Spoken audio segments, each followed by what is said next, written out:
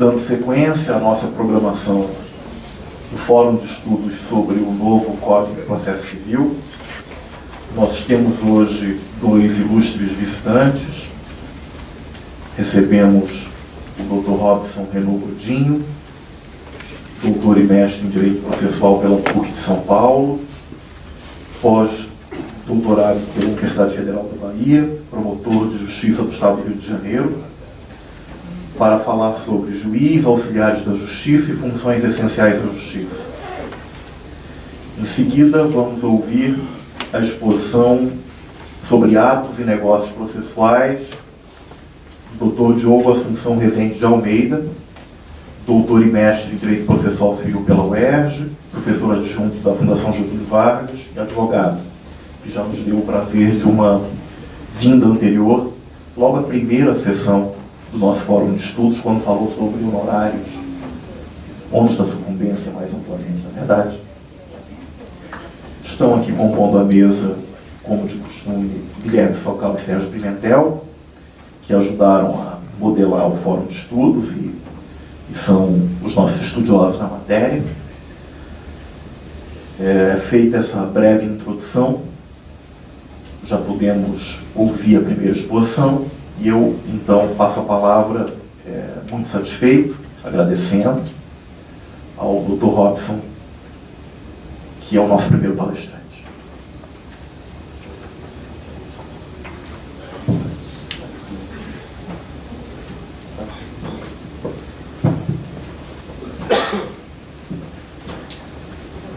Boa tarde a todos. É uma satisfação muito grande que eu venho à Procuradoria-Geral do Estado. Agradeço imensamente o convite aos colegas, companheiros aqui da mesa. E para falar de um novo código, e aqui já foi dito que vai ser uma leitura conjunta, na verdade, é uma informalidade inerente muito boa em evento jurídico, que normalmente tem um certo engessamento protocolar vinda de pistas eras, mas falar de novo código parece que a gente, ou eu tenho visto muita gente com um discurso de uma certa ruptura total com a cultura processual até então vigente, ou da qual decorrem as lições mais importantes, e todos nós fomos forjados. Isso faz algum sentido, na medida em que é um código novo, não só formalmente novo, é uma mudança paradigmática, mas ao mesmo tempo isso é muito perigoso também. Ou seja, romper conscientemente, tudo bem, ótimo, conhecendo toda essa cultural.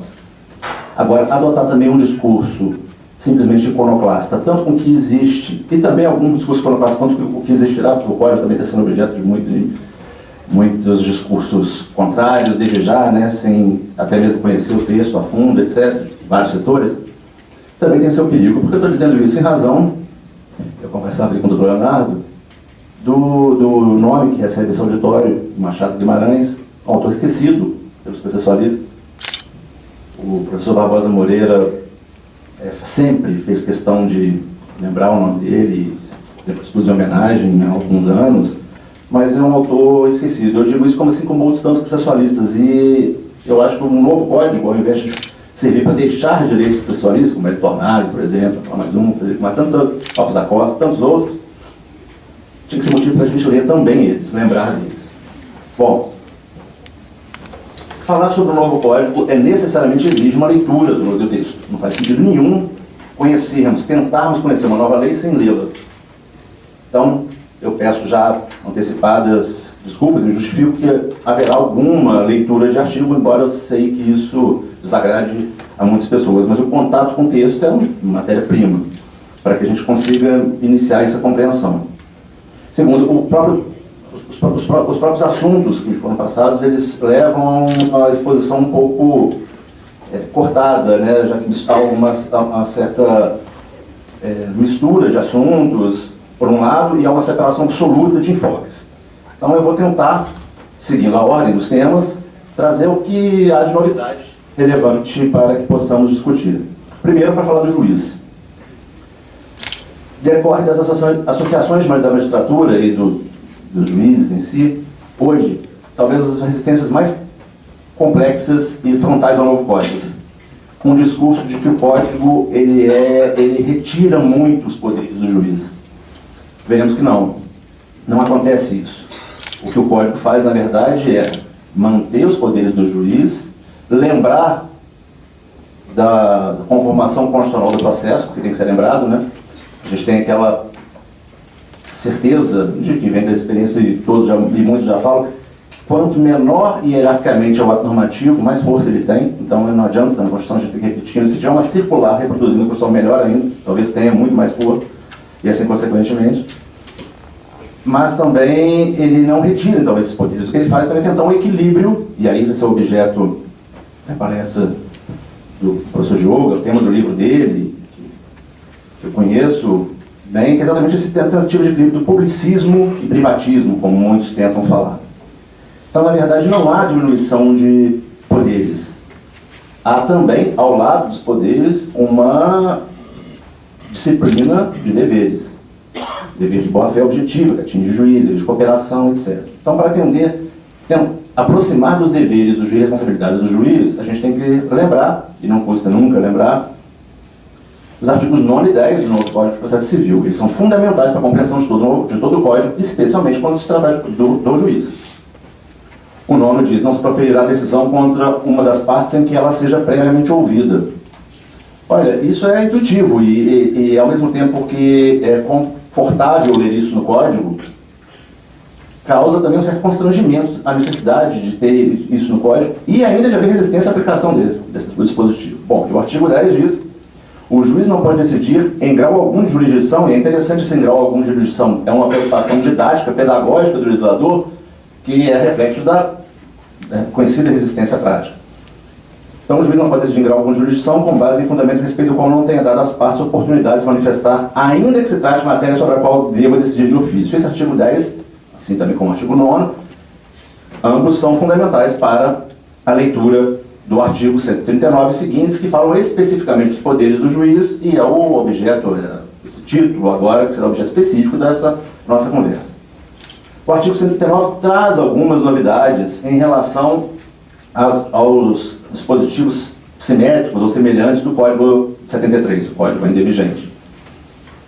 Então vamos falar dessas novidades. O que é reprodução, não vou ler aqui, não vamos conversar sobre isso, mas só quero chamar a atenção que o fato só de ser uma reprodução textual não significa que estamos diante do mesmo dispositivo e da mesma compreensão. Um novo código, ainda que ele reproduza normas anteriores, ele deve ser lido com lentes novas, porque é um sistema novo com mudanças paradigmáticas. Basta pensar no artigo 9 e 10 que eu acabei de dizer, basta pensar agora na disciplina da fundamentação. Aí podem dizer, bom, mas isso tudo é uma cristalização, uma concretização de comandos constitucionais. Bom, é necessário. São comandos constitucionais que não são observados. Não sei se recordam, mas assim foi remetida à sanção presidencial o projeto do Código de Processo Civil a todas as associações da magistratura, todas assinaram um manifesto para que houvesse o veto do inciso 4 do artigo 489, que trata da fundamentação judicial e não foi vetado. Então, o artigo 139, ele diz que o juiz dirigirá o processo conforme as disposições deste Código, incumbindo-lhe. E aí vem uma série de incisos. Lá para o inciso 4º, que é um que logo chama a atenção, incumbindo-lhe determinar todas as medidas indutivas, coercitivas, mandamentais ou subrogatórias necessárias para assegurar o cumprimento de ordem judicial, inclusive nas ações que tenham por objeto prestação pecuniária. É um amplo comando, então, um amplo poder do juiz para a adoção de medidas de ofício, a fim de tornar efetivo o processo. Então, é uma regra, uma cláusula geral que vai ao encontro de todo o corpo do Código de Processo Civil para a efetividade. O Código aposta em alguns pontos muito basilares, entre eles a prevalência do julgamento do mérito. Ele faz de tudo, mais do que o Código anterior, muito mais, para que não haja extinção do processo sem julgamento do mérito. Bom, mas o que é esse artigo 4º, que dá tanto poder assim, medidas indutivas, coercitivas, mandamentais e subrogatórias? Aí esse é o inciso tem que se encaixar diretamente lá no artigo 9 e no artigo 10. Se possível, previamente. O próprio artigo 9, ele excepciona as situações em que não há possibilidade do contraditório prévio, sob pena de frustrar a medida. Mas aqui, que é uma amplitude muito grande, até de discricionariedade, aí a gente teria que tratar de assuntos muito sérios, se há discricionariedade na atividade jurisdicional, mas quando se enfoca esse inciso específico, diz, uma doutrina majoritária diz que sim, essa atuação de ofício tão grave, sem a leitura dos artigos 9 e 10, isso não é possível. O inciso 5º, promover a qualquer tempo a autocomposição, preferencialmente com auxílio de conciliadores e mediadores judiciais. Isso aqui tem algo interessante envolvendo a própria advocacia pública. Primeiro, porque o Código também aposta demais na mediação e na conciliação. Prevê lá no artigo 3º como norma fundamental, depois abre artigos, se não me engano, 175 a 185, que são os artigos específicos para mediação e conciliação. Não é esse artigo, não, é um pouquinho depois. 165, né? É isso, é 165. É 165 a 175, o 10. Mas temos a lei nova. A gente está numa produção legislativa frenética, né? Na semana passada foi sancionada e publicada a nova lei de mediação. Essa semana foi publicada a lei das pessoas com deficiência, o Estatuto das Pessoas com Deficiência. E que afetam, mas inclusive o tema, ambas afetam o tema que nós vamos tratar aqui. Ele, então, aposta demais na mediação e na conciliação. Aí, logo agora, quando falamos dos auxiliares da justiça, falamos mediadores e conciliadores, eu falarei da lei nova, mas eu quis chamar a atenção logo agora aqui, especialmente em razão da lei 13.140, que tem um capítulo específico para mediação e conciliação envolvendo a advocacia pública. O inciso 6º. O inciso 6º é extremamente importante e ele é umbilicalmente atrelado à exposição do Diogo. Dilatar prazos processuais e alterar a ordem de produção dos meios de prova, adequando as necessidades do conflito de modo a conferir maior efetividade à tutela do direito. Então vamos devagar. Aqui vem o debate que doutrinariamente já vem crescendo um pouco, já tem uma certa maneira madura no Brasil, sobre a flexibilização, adaptação do procedimento. O legislador, isso no processo legislativo, nos anteprojetos, e mesmo durante a tramitação do projeto, isso foi um texto que sofreu muita alteração. Tentaram fazer algo um pouco mais ousado. Agora, esse artigo tem inserido como artigo 190 também do Código de Processo Civil, mas o 190 vai ser objeto da fala do Diogo, eu não vou lê-lo. Vamos falar dos prazos. Primeiro, dilatar os prazos processuais. Então, o juiz não pode diminuir o prazo processual. Agora, as partes podem convencionalmente diminuir o prazo processual. A gente tem que lembrar daquela discussão antiga do Código anterior, os prazos dilatórios e peremptórios, que é muito difícil de distinguir. Tem um artigo conhecido, antigo, do Barbosa Moreira, exatamente discutindo só isso, os prazos dilatórios e peremptórios do CPC. Mas aqui diz então, que o juiz pode dilatar os prazos processuais. É uma decisão que não é, e essa dilatação de prazos processuais, a conversão de prazos de provas, pode trazer alguma discordância de uma das partes, se não for, evidentemente, uma dilatação de prazo convencional. Causar prejuízo, mas não se trata de uma decisão agravável. A gente lembra, né, acho que recurso, não sei se já foi falado, mas é uma inovação conhecida por todos, em que agora as hipóteses de agravo de instrumentos são por lista, né, as hipóteses taxativas, e aí vem a discussão se cabe analogia ou não cabe analogia, de hipótese, de todo modo, aqui não há como encaixar nada, nenhuma daqueles incisos, nem analogicamente, essa hipótese. Então, talvez, aqui tenhamos uma hipótese, um exemplo, em que um mandado de segurança contra ato jurisdicional possa ser utilizado com algum sucesso. E aí a doutrina já começa a se manifestar, e aí tem fórum permanente para solicitações civis, que são aqueles encontros, 1 ou 2 vezes por ano, 3, esse ano serão 2 vezes.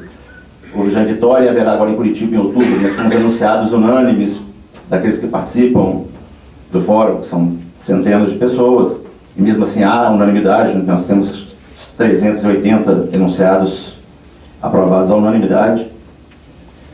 Diz que esse aumento por meio do prazo processual pode se dar quantas vezes for necessário. Ou seja, se no decorrer do curso do prazo já aumentado, perceber a necessidade de aumentar mais, não tem nenhum problema. Só não pode usar isso para driblar uma preclusão consumada. Já decorre do parágrafo, em certo sentido, do parágrafo único, que diz o seguinte, desse mesmo artigo 139. A dilatação de prazos prevista no inciso 6º somente pode ser determinada antes de encerrado o prazo regular. Então, a preclusão consumada já decorre esse parágrafo, mas os processualistas entenderam por bem desse fórum formular um enunciado para deixar bem enfim, porque essa questão dos poderes do juiz é um jogo ou uma prática de imposições. Então, os limites são testados exaustivamente, cotidianamente. Então, não custa nada as limitações também serem pedagógicas.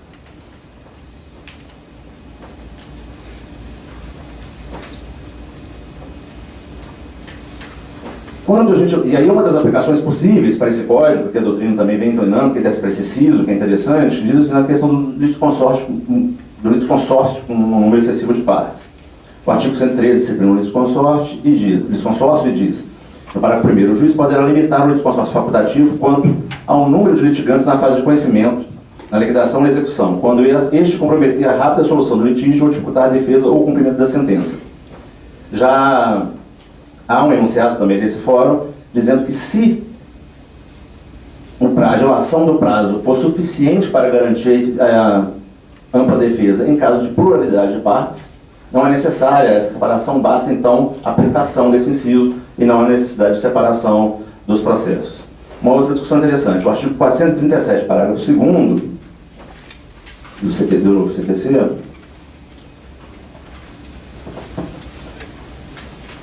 diz o seguinte, sobre prova documental. Poderá o juiz, a requerimento da parte, dilatar o prazo para manifestação sobre a prova documental produzida, levando em consideração a quantidade e a complexidade da documentação. Talvez essa seja a hipótese mais comum de aumento de prazo pelo juiz, a parte pedindo. Há entendimento já de doutrina produzida sobre o novo código de que nessa hipótese de prova documental não é possível o juiz atuar de ofício, já que o artigo 437, parágrafo 2º, é expresso em imputar à parte, a iniciativa da parte, essa dilação do prazo. Então também, nesse fórum de pessoalistas, há um enunciado dizendo que não há compatibilidade entre o 437, parágrafo 2º e o inciso 6º do artigo 139. Então, mesmo em relação à prova documental, não há nenhum problema na atuação de ofício do juiz. Tudo bem, concordo, eu só acho que o artigo 190 não pode ser esquecido nesse debate, ou seja, essa atuação, essa flexibilização procedimental pelo juiz, que vem sendo discutida há muito tempo e é um recuo da doutrina antigo, não pode se dar também como o ícone da flexibilização ou da adaptabilidade do procedimento do Código de Processo Civil, sob pena do artigo 190 se tornar esquecido, ou seja, mais uma vez o protagonismo judicial sobrepondo o autoagravamento da vontade pelas partes. As partes, depois de longas décadas no processo civil brasileiro, resolveram ser consideradas capazes pelo legislador. Ou seja, não se aposta só mais no protagonismo jurisdicional. Considera-se também que a parte tem representantes, é possível, tem autonomia da vontade dela no processo. O processo, embora seja público, todo esse movimento publicismo do século XX inteiro, que ninguém quer desprezar, ele não é incompatível, não significa uma privatização do processo, não significa uma volta ao processo liberal, o respeito e a garantia da autonomia das partes. E já também um enunciado desse fórum, importante, é fácil encontrar os enunciados, basta escrever carta de vitória e fórum permanente para profissionais civis, em qualquer pesquisa, site de pesquisa na internet, tem acesso. É interessante, eles são enunciados interpretativos sobre o novo código. Tem lá um enunciado específico dizendo que essa possibilidade de dilação dos prazos e alteração da ordem de produção dos meios da prova também é aplicado nas ações de improbidade administrativa. Esse também foi um enunciado unânime.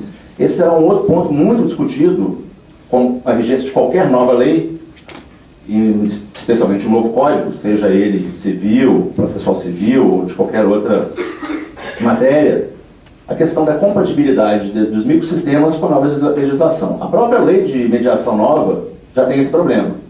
A lei de mediação nova, ela entra em choque com o novo Código de Processo Civil. É uma lei específica e posterior. O Código de Processo Civil ele não está em vigor, não é eficaz, mas ele é uma lei válida, tanto que ela pode ser revogada, pode ser modificada agora, que é o que os ministros supremos do STJ querem. Eles já estão fazendo uma pressão muito forte, inclusive com pronunciamentos públicos para que o Código tenha aí uma prorrogação de vigência de 3 a 5 anos. E existe ainda discussão se o Código vai entrar em vigor no dia 16, 17, 18 de março, né? Porque até isso ninguém não se consegue estabelecer. E eu sei, para a faculdade, todo o assunto tinha 3 correntes. Agora conseguiram 3 correntes para o dia de vigência do novo código. 3 correntes. Aí uma coisa já passa a ser inacreditável. E hoje, e não é uma coisa assim, não, isso é só piada e tudo. Hoje, Fred Dias Júnior, Leonardo Carneiro da Cunha e o Ravi Peixoto escreveram um texto sobre isso. Que dia que entra em vigor o novo código. Eles são favoráveis ao dia 18. Mas há quem entenda que será no dia 16 e agora tem poucos que falam do dia 17. Então a situação... E a maioria, a maior parte defende que deve ser feriado forense nessa semana, da 18 a sexta. Então aí a gente resolve, volta no dia 21 e aí vê como é que as coisas ficam. Então se emenda com a Olimpíada, então aí já faz um feriado forense maior. Então tem esse problema, os ministros não querem mais a admissibilidade, como está previsto no Código, diretamente nos tribunais superiores. Eles querem que seja mantida a regra atual da interposição e juízo de admissibilidade nos tribunais de origem, e vem com esse discurso. De todo modo, se conseguirem isso, o código vai ser alterado. E será alterado porque é uma lei já existente e válida, ainda não eficaz. Então a lei de mediação já traz alguns problemas de estatuto, de deficiência, afeta a interdição, alguns pontos da interdição, produção da prova testemunhal, modifica muito o Código Civil, modifica o Código Civil em artigos que já serão revogados pelo novo Código, ou seja, o Estatuto de Deficiência vai entrar em vigor agora, deve vigir por 6 meses, e aí chega o Código de Processo Civil, que revoga artigos do Código Civil que são modificados pelo Estatuto de Deficientes agora. Então é uma confusão bem interessante. E há as leis específicas do processo coletivo. Então essa possibilidade aqui desse poder do juiz, há, pelo menos na lei de probidade, há já essa manifestação doutrinária, que esses enunciados são doutrinários. Determinar a qualquer tempo o comparecimento pessoal das partes para inquiri-las sobre os fatos da causa.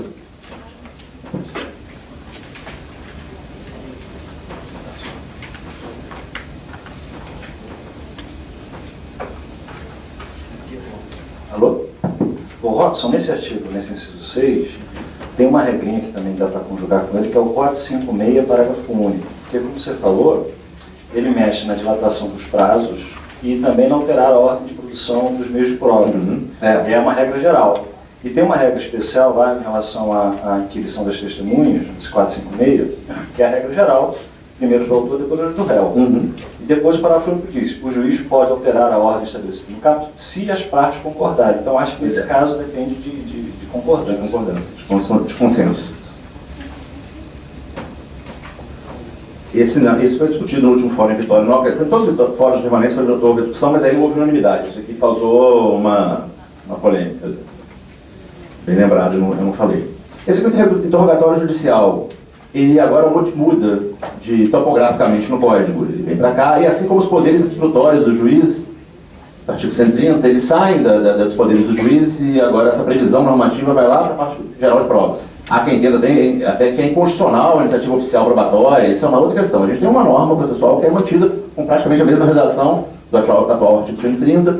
Lá na parte geral, agora tem uma parte geral probatória bem diferente, e lá estão os poderes instrutórios. O livre convencimento é que foi retirado. Não existe mais essa expressão, livre convencimento.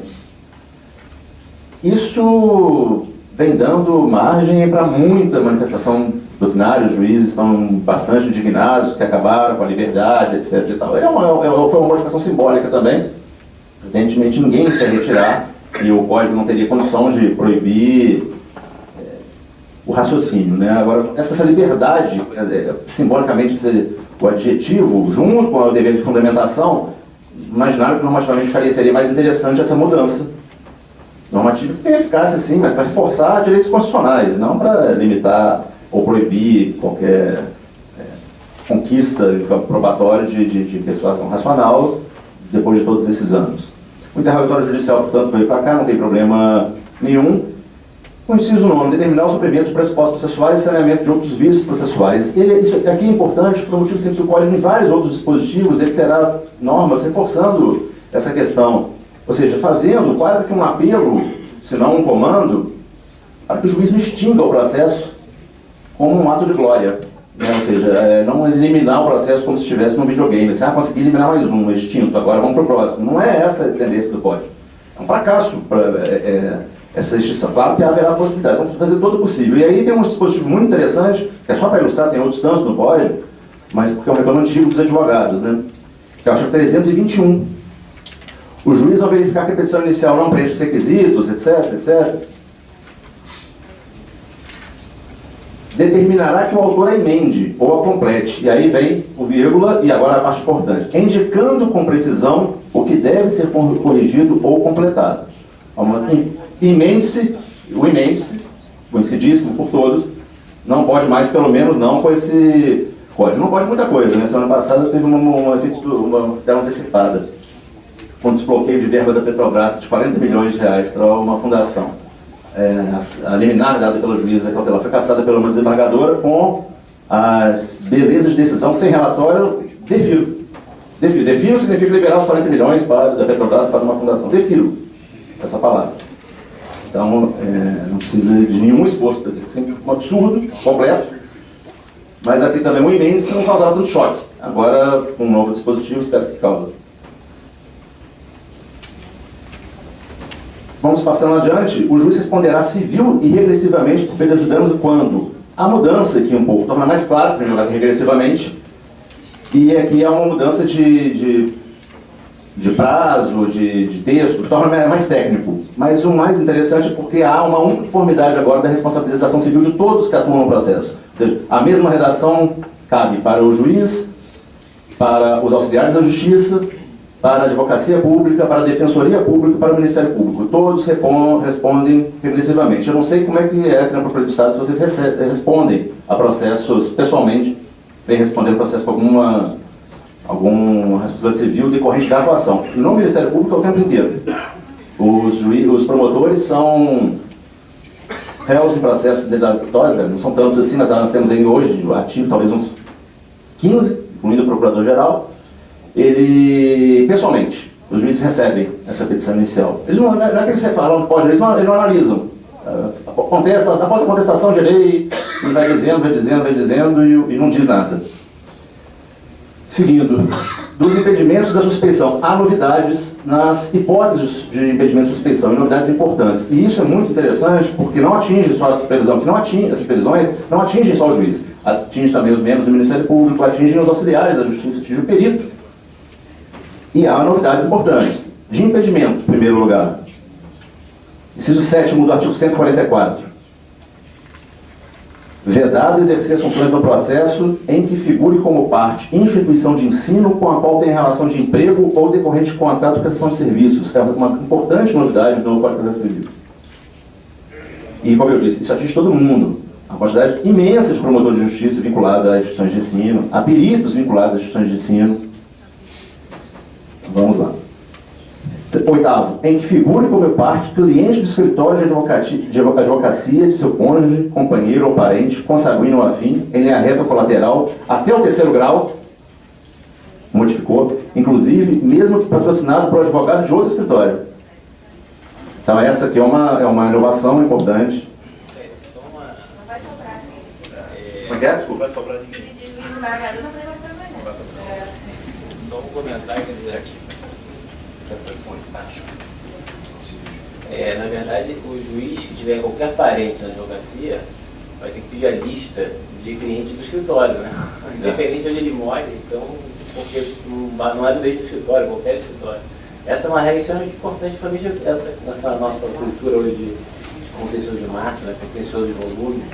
Um escritório, às vezes, presta serviço para 200 clientes diferentes e tem, sei lá, 400 advogados que ninguém se conhece no escritório, mas mesmo assim, só porque ele faz parte do quadro lá de colaboradores. A gente sabe o endereçamento desse inciso. Acontece que ele tem um alcance muito... Ele acabou sendo uma bomba com efeitos territoriais imensos. É verdade a criação de fatos supervenientes a fim de caracterizar impedimento do juiz. Isso... Bem, mas eu gosto sempre porque é uma estratégia de advocatícia, então é importante sempre reiterar. E o impedimento previsto no inciso 3º, que é quando estiver postulando como defensor público, advogado, membro do seu cônjuge, companheiro, etc., qualquer parente, que agora também foi para o 3º grau, abarca o 3º grau. Também se verifica no caso de mandato conferido a membro de escritório de advocacia que tem seus quadros advogados que individualmente ostente a condição dele prevista, mesmo que não intervenha diretamente no processo. Então aqui há um fechamento importante para que seja verificado quando estudado o impedimento do juiz. Então, o artigo 144, inciso 7 e 8 tem as novidades mais significativas. Em relação à suspeição, o artigo 145 ele tem dois parágrafos importantes. O primeiro, poderá o juiz declarar suspeito por motivo de foro íntimo sem necessidade de declarar suas razões. Isso é importante porque houve uma discussão muito recentíssima no CNJ e no CNMP, em que há alguns tribunais, alguns ministérios públicos que exigem, na parte disciplinar, o corregedor exige, que decline as razões do foro íntimo. E o CNJ e o CNMP se manifestaram que não há obrigação, nenhum dever nenhum do juiz ou do promotor de justiça declinar as razões, e o Código vem reforçando esses entendimentos. Será ilegítima a alegação de suspeição quando houver sido provocada por quem alega. E a parte que alega houver praticado o ato que significa manifesta aceitação do arguido. Isso houver sido provocado por quem alega é uma inspiração também de uma previsão muito antiga do Código Eleitoral. O procedimento em que se discute a suspeição e o impedimento do juiz modificou razoavelmente. Em primeiro lugar, o Código não fala mais em exceção. Na verdade, o Código acabou com essas exceções em boa medida, né? Esses procedimentos paralelos à questão da convenção, ele notifica, pode ser a mesma peça, etc. Também não fala mais em exceção, fala em petição, uma petição específica para aquele fim. Altera também o prazo, então uma petição específica para suscitando o impedimento ou a suspeição, e altera também o prazo para que o juiz responda para 15 dias. Hoje em dia são 10 dias. Lá no artigo 313, inciso 3º, tem uma inovação importante que tem que ser conjugada com esse dispositivo, necessariamente, que é a suspensão do processo. Suspende o processo pela arguição, não pela exceção, pela arguição de impedimento ou de suspeição.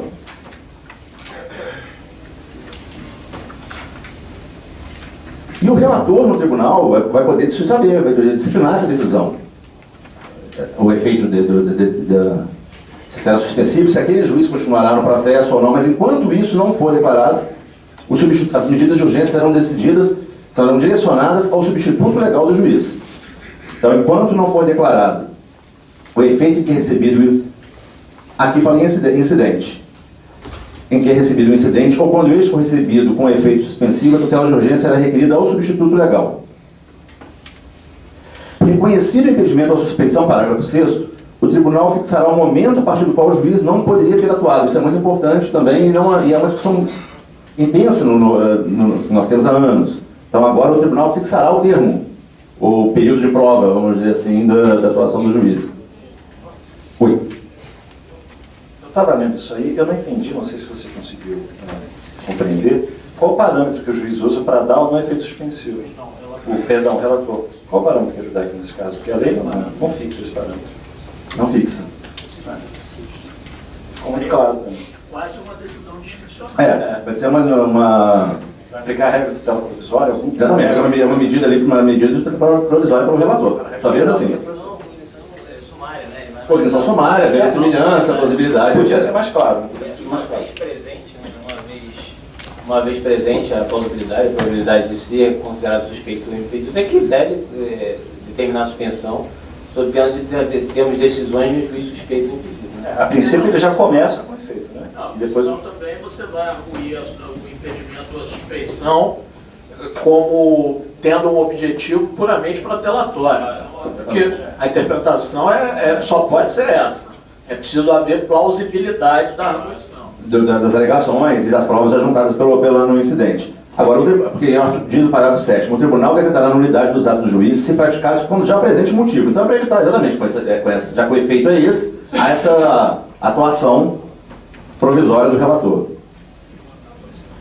Em relação aos poderes do juiz, havia mais algum outro ponto aqui, mas a gente seguir, sem prejuízo, evidentemente, de voltar a debater, acho que está suficiente. Dos auxiliares da justiça, a gente tem outro ponto para chamar a atenção. Em primeiro lugar, pelo que o Código não tem.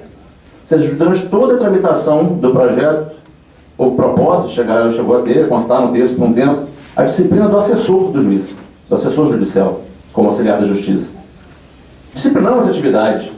E isso é uma reclama da doutrina há décadas. Se você pega a história do processo, tem um texto do Lúcio Delfino e do Eduardo José Fonseca da Costa, que é um juiz federal. Lúcio Delfino é advogado. Eles fazem uma informação histórica ali muito interessante sobre o assessor do juiz. E a alegação de por que não há uma disciplina sobre assessor judicial. Porque seria isso lá nos debates, e foi falado isso pelos parlamentares, o assessor apenas, ele não tem função, segundo o discurso oficial, ele não tem função relevante no processo. Ou seja, isso é contra toda a realidade. Os tribunais hoje trabalham por meio de assessorias. A disciplina de assessor judicial é fundamental no Código de Processo Civil. Mas parece que ficaram com receio de entenderem que não ficaria bom, de bom tom, constar isso no Código Civil, não consta. É uma lacuna, então, que eu gostaria só de chamar a atenção. Do escrivão, do chefe de secretaria e do oficial de justiça. Pouca coisa, houve mais mudança redacional. Mas, primeiro, que a doutrina já vem dizendo que é inconstitucional, artigo 151. Em cada comarca, seção ou subseção judiciária, haverá no mínimo tantos oficiais de justiça quanto sejam os juízos. Então, essa determinação aqui para o poder público vem sendo considerado pela doutrina que escreveu sobre o tema, que eu li até agora, um dispositivo inconstitucional. O argumento é de que há invasão aqui da organização judiciária. Esse é o argumento da toda doutrina. Às vezes a gente encontra, com alguma facilidade, uma contrariedade sendo confundida com uma inconstitucionalidade. Né? O fato de você não concordar, às vezes, com uma norma, estou dizendo que é exatamente isso aqui, eu não sei, não tenho opinião formada sobre o artigo 151, trazendo essa notícia, não tenho mesmo. Mas não é raro que veja inconstitucionalidade quando é apenas uma antipatia. E aqui o artigo 153, esse é tratado como, não só como inconstitucional por boa parte da doutrina, como é tratado como um escândalo por muita gente, porque ele é extremamente atrelado ao artigo 12 do Código de Processo Civil, que é o julgamento por ordem cronológica. Há quem considere, por exemplo, Alexandre Câmara, que virá falar nos próximos dias aqui na PGE, considera o pior artigo do Código o artigo 12. Segundo ele falou já em algumas palestras. E aqui o artigo 153 vem disciplinando o artigo 12. Não é o tema da nossa conversa hoje, não é a ordem cronológica, há muito o que falar sobre isso, mas não é esse o tema. Só tem aqui então a disciplina, o artigo 153 tem que ser lido junto com o artigo 12. Há uma certa crítica também com má vontade na função do artigo 12. Eu não digo, função dele é isonomia, ótimo. Falam que isso vai ser o caos, tira a possibilidade de administração pelo juiz, pelo tribunal específica, usando regras rígidas, etc. Não discuto isso. Mas a gente fala o seguinte, o artigo 12 pune um advogado diligente, já que a ordem não vai permitir que aquele que vai peticionar fique cobrando os atos judiciais e vai entrar numa fila. Não, a fila é só a partir do momento em que é para decidir. Ou seja, todo o procedimento não tem nada a ver uma coisa com a outra. Todo procedimento não o procedimento das decisões interlocutórias não entra nessa lista. Ali, a cronologia é para decisão, sentença e sessão de julgamento. Está lá expresso no artigo 12, isso não é uma criação doutrinária. Então também aí eu vejo uma certa má vontade. Uma coisa é a crítica, que é criticável mesmo, a outra é apenas a má vontade. O artigo 155 trata da responsabilidade regressiva, e aí a gente vai para o perito. O perito é muito interessante, o papel do perito é muito importante, houve mudanças relevantes aqui no CPC, e essas mudanças relevantes são muito referentes a uma mudança que houve na prova pericial. Então tem que ler o perito e também ler o novo regulamento sobre prova pericial, e o Diogo é literalmente mestre no assunto. Né? Tem um livro sobre prova pericial, o melhor livro que a gente tem sobre prova pericial, pelo Renovado. E na leitura e no exame do perito, a gente não pode esquecer o que a gente acabou de ver agora sobre impedimento sob suspeição. Essas causas de impedimento sob suspeição, elas se aplicam aos peritos.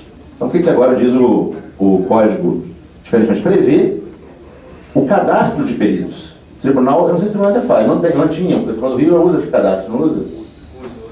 Usa mais para questões de gratuidade de justiça, para casos em que o juiz não conhece o perito, e precisa de auxílio, ou em caso de gratuidade de justiça. Então agora os peritos serão nomeados, artigo 156, parágrafo 1º, os peritos serão nomeados entre profissionais legalmente habilitados e os órgãos técnicos ou científicos devidamente inscritos e cadastro mantido pelo tribunal ao qual o juiz é vinculado. E aí regula como é que vai se dar essa formação dos cadastros, deve consultar o OAB, conselhos de classe, Ministério Público, Defensoria, etc., e será avaliado periodicamente. Na localidade onde não houver o escrito no cadastro disponibilizado pelo tribunal, a nomeação é de livre escolha pelo juiz. E aí vem aquela questão do detentor do conhecimento necessário, e é mesmo se, e há a discussão se tem que ter aquele conhecimento formal universitário. Isso é uma discussão muito antiga, né? Ponce de Miranda já falava da pessoa que sabe, às vezes, uma coisa da colheita do café, não é um matuto, da estação da borracha, igualmente. Aquelas discussões bem antigas na doutrina.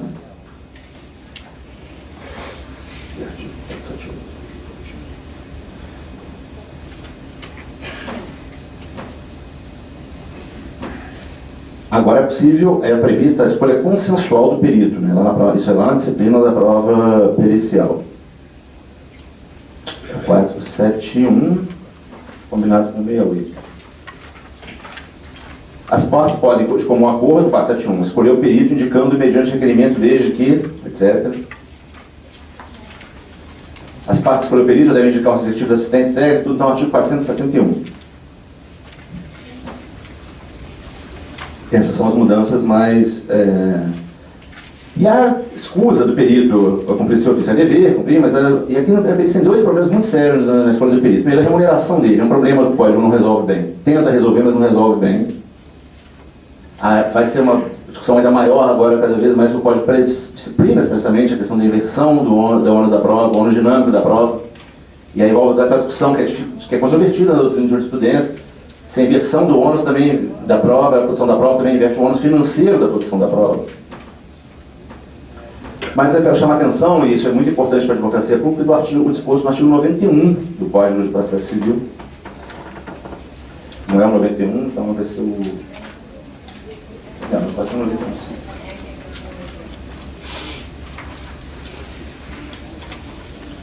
É o 91. As despesas dos atos processuais praticadas a requerimento da Fazenda, do Ministério Público ou da Defensoria Pública serão pagas ao final pelo vencido. Isso aí é o atual artigo 27. Aí vem dois parágrafos. As perícias requeridas pela Fazenda Pública, pelo Ministério Público, pela Defensoria, poderão ser realizadas por entidade pública ou, havendo previsão orçamentária, ter os valores adiantados por aquele que requerer a prova. Não havendo previsão orçamentária no exercício financeiro para adiantamento dos honorários periciais, eles serão pagos no exercício seguinte ou ao final pelo vencido, caso o processo se encerre antes do adiantamento a ser feito pelo ente público. É uma grande modificação do sistema atual. O orçamento provavelmente não haverá. Órgão público pode haver. Aqui é uma resistência no Rio, não sei se é conhecimento de todos. Pelo menos a gente, o Ministério tem dificuldade. O CCE, o Instituto Oficial, ele não quer produzir prova que não seja para processo criminal. Então ele se recusa, mesmo que tenha lá perito para isso, para produzir prova para processo não penal. É um problema. Isso eu estou dando um exemplo aqui do Rio, não sei a realidade de outros estados. E a questão da orçamentária, ou seja, o perito, então, que deve ter uma remuneração, eles poderão, nessas hipóteses de causas em que há o Ministério Público, a Defensoria ou a Fazenda Pública, não terem nenhum adiantamento. Então haverá bastante dificuldade para a nomeação de peritos, caso não haja órgão público apto. Agora, fala que a escusa do perito deve ser apresentada em 15 dias, contado a intimação da suspeição do impedimento superveniente, sob pena de renúncia ao direito à legala. Uma norma semelhante do que já existe hoje, eu só chamo a atenção porque, como assim, renúncia em matéria envolvendo impedimento? Não é esse o sistema, não é assim que se deve entender. Então não há exatamente essa dispensa. O Código regula, de forma mais minudente, também o intérprete e o tradutor. E aí vem a discussão se é possível a dispensa pelo juiz do intérprete ou do tradutor, caso as partes e o próprio juiz compreendam a língua em que seria objeto, por exemplo, da tradução. A doutrina diz que não pode, alguma, até porque o processo não termina ali, ele vai seguir, mas há precedente do STJ, pelo menos em espanhol, em que foi dispensado o perito, porque era possível a compreensão de todos e as partes estavam de acordo. Aí vem uma outra pergunta. Por meio do artigo 190, por exemplo, pode haver uma regulação sobre a dispensa ou não do intérprete, ou ele sendo auxiliar do juiz, ele pode ser objeto de negociação processual ou não. Note-se que o artigo 162 modificou a redação. O juiz nomeará intérprete tradutor quando necessário para. Antes falava quando reputar necessário. Então torna aparentemente mais cogente a necessidade dessa nomeação de intérprete e tradutor. E se a gente combinar o artigo 41, 29 e 26, parágrafo 4º do CPC, há uma disciplina agora sobre cooperação internacional e quando você pode usar também auxílios de entidades consulares para a tradução. Considera-se autêntico documento que institui pedido de cooperação jurídica internacional, etc. Então, essa disciplina, aqui nesse artigo 62, 63 e 64, a gente também deve conjugar em certa medida com os artigos 41, 29 e 26, parágrafo 4º do Código. Em relação ao intérprete, o Estatuto da Pessoa com Deficiência altera o Código Civil agora, ele modifica inclusive o rol das pessoas absolutamente incapazes, retira as pessoas portadoras de deficiência do absolutamente incapazes e passa para o relativamente incapazes, e modifica o artigo 228 do Código Civil, que fala da produção da prova testemunhal, dizendo que as pessoas com deficiência, aí pode ter a questão do surdo, deficiência visual, etc., não fala mais em intérprete, fala que eles terão, o Estado terá que disponibilizar, o Judiciário terá que disponibilizar todos os meios possíveis para que eles sejam compreendidos. Então, evidentemente, um desses meios, o tradicional, é o intérprete, mas é uma lei muito mais programática, muito mais simbólica, né? O Estatuto com Deficiência, ele altera o artigo 228 e altera também os artigos do Código de Capacidade. Então, eu gostaria só de chamar a atenção para vocês disso. Questão dos conciliadores e mediadores judiciais. Vem fazendo agora aqui uma seção 5, um grande, do 165 ao 175, uma disciplina muito minudente sobre o tema. Que não dá tempo de falar, senão temos aqui um tempo curto. Já está, né? Então, só quero chamar a atenção da Lei 13.140, que é a lei de mediação, que tem uma série de disposições novas. Ela dá a entender que é uma mediação obrigatória, atribui às partes o custo dessa mediação, expressamente. E isso aí vai fazer com que as partes, como é que você pode obrigar e ao mesmo tempo impor esse ônus. E logo no artigo 3º, afeta o Ministério Público, dois temas aqui de hoje da conversa, que é o Ministério Público e os processos da Fazenda, que diz o seguinte, o artigo 3º dessa lei de mediação. Pode ser objeto de mediação um conflito que versa sobre direitos disponíveis ou indisponíveis que admitam transação. E vem o parágrafo 2º. O consenso das partes envolvendo direitos indisponíveis, mas transigíveis, deve ser homologado em juízo, exigido a oitiva do Ministério Público. Esse dispositivo aqui não está de acordo com o que o Código de Processo Civil prevê na parte do Ministério Público, agora já avançando para o final dessa breve exposição, que é o artigo 178, parágrafo único. A participação da Fazenda Pública não configura por si só hipótese de intervenção do Ministério Público. Mas é assim, os que atuam nos processos sabem que o Ministério Público não intervém em todas as causas envolvendo a Fazenda Pública. Então, esse dispositivo do artigo 3º, parágrafo 2º da nova lei de mediação não faz muito sentido. A história dele, se os especialistas que estudam a matéria falam, que a história vem para ter a obrigação de ser curso em causa envolvida de família, em que houvesse mediação. Aí aquela que vai mudando, ficou o dispositivo perdido. E então dando a entender que será em qualquer hipótese envolvendo também a Fazenda Pública. O Ministério Público teve uma mudança importante, torna evidente que agora a responsabilidade do membro será regressiva, em casos envolvendo dolo ou fraude, tornando uniforme, tanto para a Advocacia Pública, Defensoria, Auxiliares da Justiça e Juiz. E a modificação mais importante da intervenção, como custos legis ou fiscal da ordem jurídica, o nome que o Código agora dá, é essa, deixando expressa a denominada racionalização da atuação do Ministério Público no processo civil.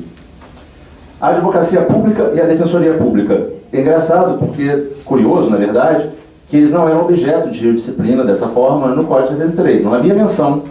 Então, há uma adequação constitucional. As funções essenciais à atividade da Justiça, todas estão agora reguladas pelo Código Civil e reproduzindo muita coisa da Constituição, como não poderia deixar de ser. Chamo só atenção quando formos estudar a Advocacia Pública, o Ministério Público e a Defensoria Pública, os artigos 233 e 234, que impõem deveres aos advogados públicos, ao Ministério Público, em relação ao comportamento processual, impondo, inclusive, sanções pessoais aos agentes. Não vou ler os dispositivos porque não dá mais tempo. A questão do prazo modifica. Agora, esse acredito que todos já conheçam. O prazo agora será em dobro, não há mais prazo em quadro. Com a diferença que, as diferenças são duas mais importantes. Primeiro, que é prazo dobro para todas as manifestações processuais. Então, todas. Manifestações. Então, desde que não haja prazo expresso previsto na lei para um ato específico. Então, em dobro. E agora os prazos serão contados em dias úteis. é também uma outra modificação. Defensoria Pública também é intimação pessoal, que é o que eu vou falar agora da Defensoria Pública.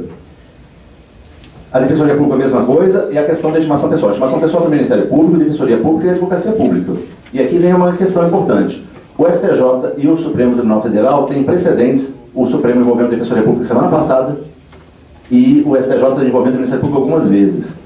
Que essa intimação pessoal ela é devida mesmo quando a decisão é proferida em audiência e está presente o órgão. Então, mesmo estando lá, a intimação terá que ser pessoal depois. O precedente da semana passada em relação à Defensoria Pública e o STJ tem alguns precedentes em relação ao Ministério Público. Só que eu vou chamar a atenção do artigo, pelo menos em relação ao recurso, ao artigo 1003, parágrafo 3º do novo Código, que vai ser importante isso para a questão da intimação pessoal. E nós temos um problema sério lá no Ministério Público, não sei se tem alguma coisa semelhante, é um Ministério Público muito esquisito, né? Em vários setores, inclusive na nossa organização interna. É muito estranho. O procurador de justiça que participar da sessão de julgamento pode nunca ter tocado naquele processo, nunca mais tocar. Ou seja, quem participa da sessão não é o procurador da causa, necessariamente. Isso é um problema grave internamente. Então, o procurador que será intimado na sessão de julgamento vai ter que comunicar ao colega, porque ele não tem atribuição para falar naquele processo necessariamente, apenas e tão somente para participar da sessão de julgamento. Esse é um problema. 1003. O prazo para interposição de recurso contra a data que os advogados, sociedades, etc., são intimados da decisão. Parágrafo 1º. Os sujeitos considerar-se-ão intimados em audiência quando nesta for proferida a decisão. Então, 1003, parágrafo 1º, ele é em sentido contrário a esses precedentes. Agora, ao mesmo tempo, ele os reforça. Se entendemos que essa regra expressa é só para essa situação. Vai ser novamente discutido isso com o novo Código, eu não tenho a menor dúvida. Peço desculpas pela desarrumação das palavras, são assuntos entrecortados em que eu tentei ir ver o Código mais para noticiar algumas mudanças importantes nesse Código, mas são temas que, na verdade, se espraiam por todo o Código de Processo Civil, então é difícil fazer um recorte com alguma didatismo, o que foi prejudicado ainda pela uma pessoal falta de clareza. Mas agradeço muitíssimo e sempre me colocando à disposição para novos e futuros convites que para mim serão muito caros e bem-vindos. Obrigado.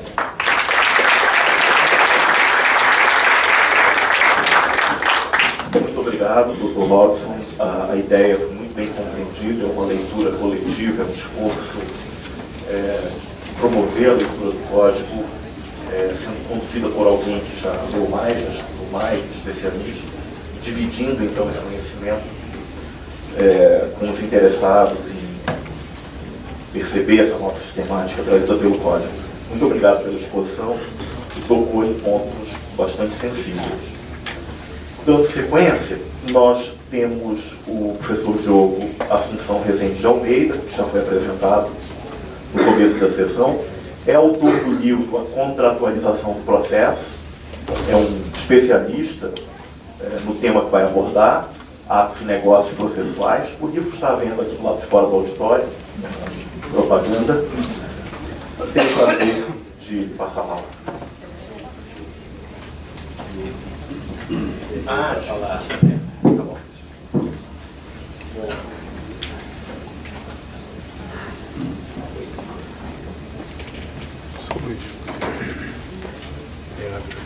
Alô?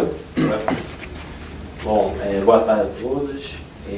Queria agradecer aqui o convite da Procuradoria, mais uma vez, para fazer parte desse encontro de debates.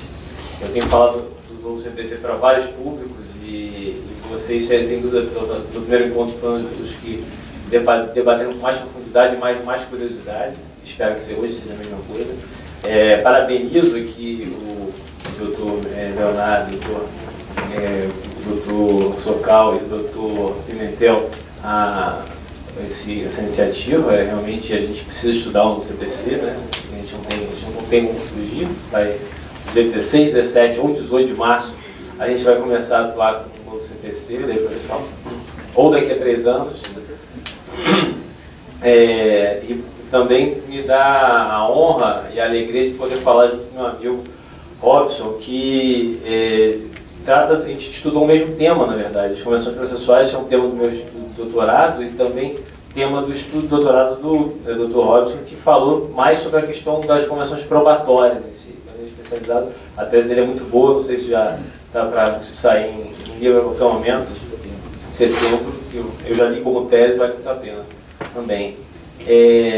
Bom, obviamente que em alguns pontos as nossas exposições são semelhantes, eu vou falar um pouquinho, um pouco de história para chegar aqui no novo CPC.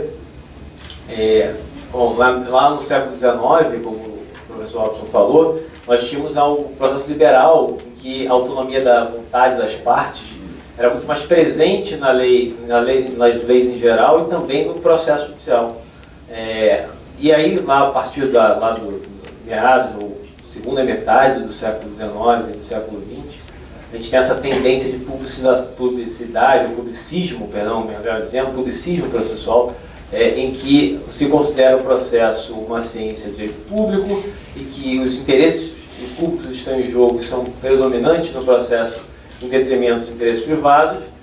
E isso perdurou por muitos anos. A gente tem o Código 39 e o Código 73, principalmente o Código 73, que se deita nessa ideologia publicista. E há um contramovimento nos últimos anos, talvez nos últimos 15 anos, talvez, de alguns doutrinadores processualistas eminentes. Eu aqui me lembro, talvez o mais importante deles nesse movimento é o processualista espanhol chamado Juan Montero Aroca, que depois foram taxados de neoliberais. Não tem só neoliberais na economia, tem os neoliberais no processo. E os neoliberais no processo, eles entendem que as partes também têm que ter um papel relevante no processo. Não é só o interesse público, mas o interesse privado. Quer dizer, o processo, como dizia lá o que eu venda, quer dizer, ele não serve só para a positivação, ou seja, a concretização do direito positivo, mas ele serve para solucionar o conflito, para atender os interesses de jogo, né? Como lá dizia o doutrinador Jaime Guaspe. Então, quer dizer, há uma busca de equilíbrio. Eu acho que o novo CPC, ele, apesar dele não ser manifestamente privatista ou neoliberal, ele traz um equilíbrio no processo, abrindo espaço para que as partes também possam tomar decisões do processo, participar do procedimento e participar desse movimento de flexibilização procedimental. Então, acho que é uma tendência do novo CPC trazer um pouco mais de equilíbrio, ainda que o interesse público ainda esteja bastante presente no novo CPC, há um maior equilíbrio entre o interesse público e o interesse privado no processo do novo CPC. Ao que me parece, acho que o tema da minha exposição vai demonstrar um pouco isso, os artigos que tratam exatamente dessa questão. Eu disse no início que eu tenho falado muito sobre o novo CPC em alguns intrapúblicos distintos, e sem dúvida, não só em que a gente vê institucionalmente através das manifestações associativas, mas a magistratura, eu tive falando para magistrados em Minas Gerais, para magistrados do trabalho aqui no Rio, para magistrados cariocas aqui na segunda-feira lá na EMERG, e há uma resistência grande ao novo CPC. E aí, não sei se eu concordo ou discordo do Robson, ele me corrija se eu estiver errado, mas me parece que, apesar de não terem sido diminuídos os poderes dos juízes, os poderes coercitivos, os poderes probatórios, os poderes de impulso, e até o poder de flexibilização, que foi aumentado no novo CPC, me parece que os juízes perderam liberdade decisória, né? Porque nós temos um código agora que vigora um sistema de precedente muito rígido, em que, se o juiz não acata um precedente, determinados tipos de precedente, o que simplesmente acontece é a sua decisão, ela pode ser considerada nula por falta de fundamentação. Ou, em vez de a parte recorrer, ela ajuiza uma reclamação para o órgão que proferiu o precedente. Então, quer dizer, os juízes estão se sentindo tolhidos de liberdade decisória, ainda que eles tenham os poderes de produzir fraude de ofício, poderes de impulso, flexibilizar, conceder mais prazo, de audiência, etc. O problema para os juízes é a questão de decisão. Eu só para citar aqui um artigo que acho que está sendo pouco falado nos estudos do novo CPC, eu tenho lido bastante coisa, mas me preocupa esse artigo, porque ele, uma interpretação sistemática, ele não se sustenta, mas é importante falar, que é o artigo 485, o 489, parágrafo 1º, ele é bastante falado, mas o inciso dele é importante falar. O 459 fala dos requisitos da sentença de uma decisão, a gente tem lá os requisitos da sentença relatória, motivação e dispositivo, e a gente tem essa nova sistemática no 459, parágrafo 1º, que diz quais são os tipos de motivação que são considerados insuficientes e, portanto, passíveis de nulidade da decisão. E lá o inciso 6º diz o seguinte, considera nula uma decisão por ser mal fundamentada, caso o juiz deixe de seguir enunciado de súmula, e não clarifica essa súmula, pode ser qualquer súmula. Jurisprudência, o precedente invocado pela parte, e vejam também, não diz qual é o tipo de jurisprudência ou precedente, pode ser qualquer um, sem demonstrar a existência de distinção no caso de julgamento ou superação do entendimento. Ou seja, a gente vive num sistema de common law agora, por esse dispositivo. O juiz não pode simplesmente decidir o contrário do que a jurisprudência, a não ser que ele encontre outra favorável àquilo que ele vai pedir. Precedente pode ser uma sentença, jurisprudência não, é precedente sim.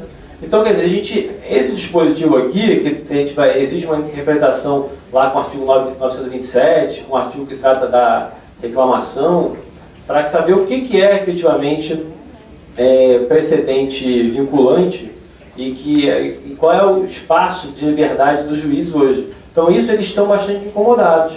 E realmente, eu até acho que eles têm razão no incômodo, porque não está bem esclarecido. O código deixa dúvidas de qual é realmente o que eles devem seguir, o que é vinculante, o que é persuasivo. Mas é só uma observação.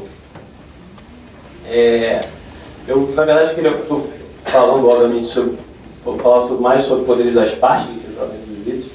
Mas há uns anos atrás, eu fui morar na Inglaterra, mais precisamente lá em Cambridge, para estudar na Universidade de Cambridge.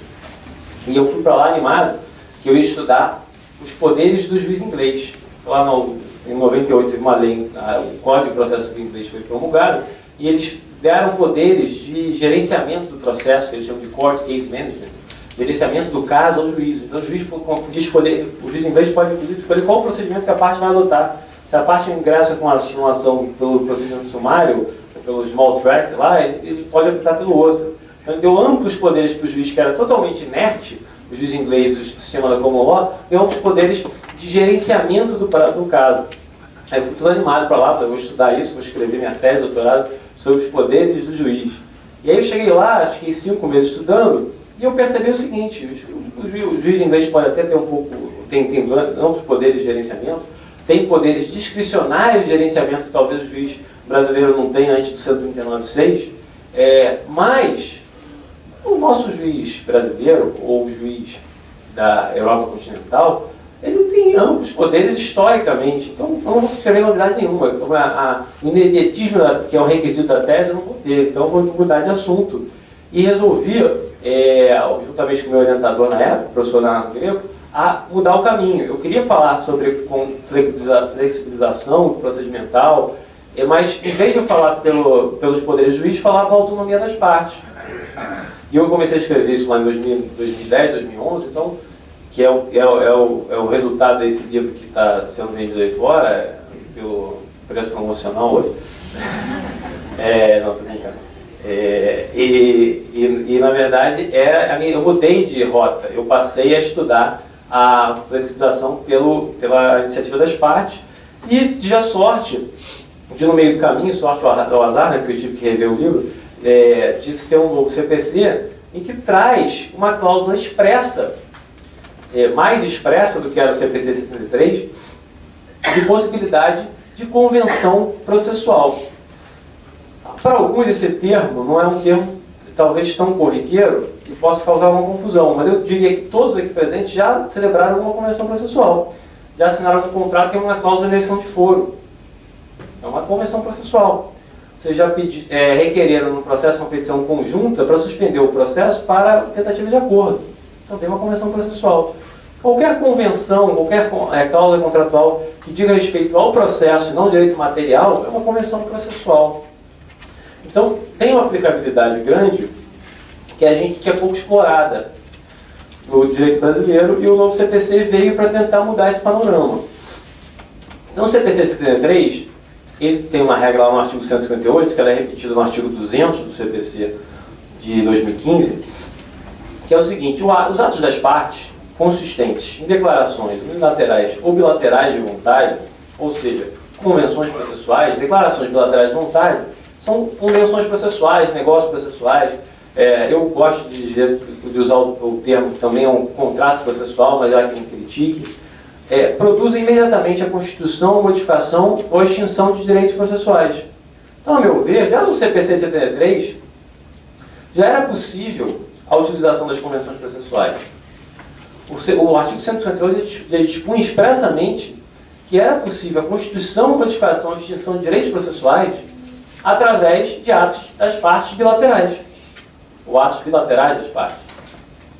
Então, na verdade, não é uma novidade. Não é que o novo CPC criou as convenções processuais, ou o novo CPC permitiu algo que não era permitido no CPC de 73. Já era permitido. Essa regra é, inclusive, repetida no artigo 200 do CPC de 2015. A novidade do CPC de 2015, ou do novo CPC, é que o artigo 190 ele cria uma cláusula geral e diz qual é a atitude que o juiz deve tomar perante uma convenção processual. No CPC de 73, ele já propunha algumas espécies de convenções processuais. Por exemplo, suspensão do processo. Por exemplo, cláusula de eleição de foro. Isso já estava presente no CPC de 73. As partes só se sentiam confortáveis para realizar convenções processuais ou negócios processuais que estavam previstos como espécie do CPC de 73, porque sabiam como os juízes iam reagir. Eles sabiam que se fizesse aquela convenção processual, eles sabiam qual era o resultado, o juiz vai aceitar. As demais, que não eram previstas como espécie, ao que me parece, as partes não haviam a cultura de convenções processuais, especialmente pelo fato de que as partes não sabiam qual ia ser a reação do juiz. Ou seja, vai ser eficaz essa cláusula? Vou botar uma cláusula no contrato, ou fazer um acordo no processo relativo a uma questão processual. Vai ser eficaz ou não vai ser eficaz? E o parágrafo único do artigo 190 dispõe o seguinte: de ofício a requerimento, o juiz controlará a validade das convenções processuais neste artigo. E diz o seguinte: vai recusar a aplicação somente nos casos de nulidade ou de inserção abusiva em contrato de adesão ou em que alguma parte se encontre e manifesta situação de vulnerabilidade. Ou seja, uma interpretação ao contrário do senso, nas demais hipóteses, ele não pode negar a validade e a eficácia. Então, deixa as partes, principalmente os contratantes, mais confortáveis de celebrar uma convenção processual, porque sabem que o juiz vai ser obrigado a engoli-la, vai ser obrigado a aceitá-la e a deixar que ela produza efeitos no processo. A ideia das convenções processuais, obviamente que ela é uma ideia que envolve a presença de conflitos que tragam direitos disponíveis em seu bojo. Então eu diria que ela vai ser mais corriqueira tanto em contratos que tratam de direitos disponíveis, como em contratos paritários, pela essa parte final aqui do CPC, do parágrafo único do 190. Ou seja, em contrato de adesão, vai ser difícil que o juiz aceite a eficácia de uma convenção processual. Mas para os contratos paritários, ela tem uma atividade enorme. Hoje, as empresas, quando celebram contratos, grande parte das empresas tenta fugir do judiciário. Contratos de grande complexidade, hoje, as empresas, principalmente de grande vulto econômico, na maioria dos casos, há uma cláusula compromissória que retira a solução do conflito do judiciário e passa para a arbitragem. Só que a arbitragem, ela tem vantagens, sem dúvida, por exemplo, a confidencialidade, que também é uma vantagem da mediação, a especialização do árbitro, a escolha do árbitro pelas partes, então elas podem escolher aquele que é o melhor árbitro. Sem dúvida ela traz vantagens, mas também traz outras desvantagens, como, por exemplo, a falta de publicidade. Nem sempre a confidencialidade é bom. A ausência de recurso como regra. O custo, a arbitragem é mais barata, é cara.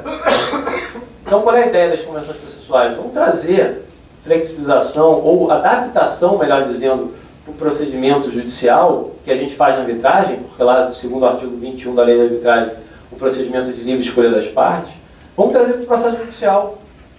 Ou seja, através de cláusulas contratuais, você estipula modificações ou disposição de direitos processuais ou modificação do procedimento. Para exemplificar, eu tive um caso no escritório em que a questão envolvida envolvia um contrato de parceria pecuária. Eu não sei se alguém aqui já ouviu falar de contrato de parceria pecuária. O contrato de parceria pecuária é uma empresa que possui gado, ela entrega para outra empresa, uma outra fazenda, essa fazenda vai alimentar o gado, esse gado vai engordar e o valor da engorda eles dividem ao final de determinado período. Então, aquele que tem a mão de obra para trabalhar o gado e aquele que tem o gado e prefere terceirizar essa mão de obra. É um contrato de parceria pecuária. Havia uma discussão judicial e eu fui contratado por uma das partes. O juiz tinha que determinar ou nomear um perito para participar desse processo, para auxiliar no conhecimentos técnicos de pecuária. Só que o perito, coitado do juiz, ele não sabia quem indicar. E aí o juiz indicou um engenheiro agrônomo. Passou 2 dias, e eu não estou brincando, é verdade, o engenheiro agrônomo me ligou lá para o escritório, eu estou aqui com esse processo, você não tem a menor ideia do que fazer com ele. Eu não sei o que fazer, eu não sei como responder os quesitos. Aí o que eu faço? Aviso para o juiz mudar o perito, mas quem o juiz vai escolher, se ele não sabe quem escolher? Nesse caso, quem é que sabe as melhores pessoas para indicar quem deve ser o perito? As partes, né? Os contratantes. Eles sabem quem é o vaqueiro lá que tem esse conhecimento técnico especializado, que vai saber interpretar esse contrato. Então, é um exemplo de que a participação das partes, ela, em vários casos, ela é muito melhor do que a participação do juiz. Ele tira até essa função do juiz, que ele não sabia como lidar. Então, o novo CPC traz essa regra geral, e eu comecei pelo parágrafo único.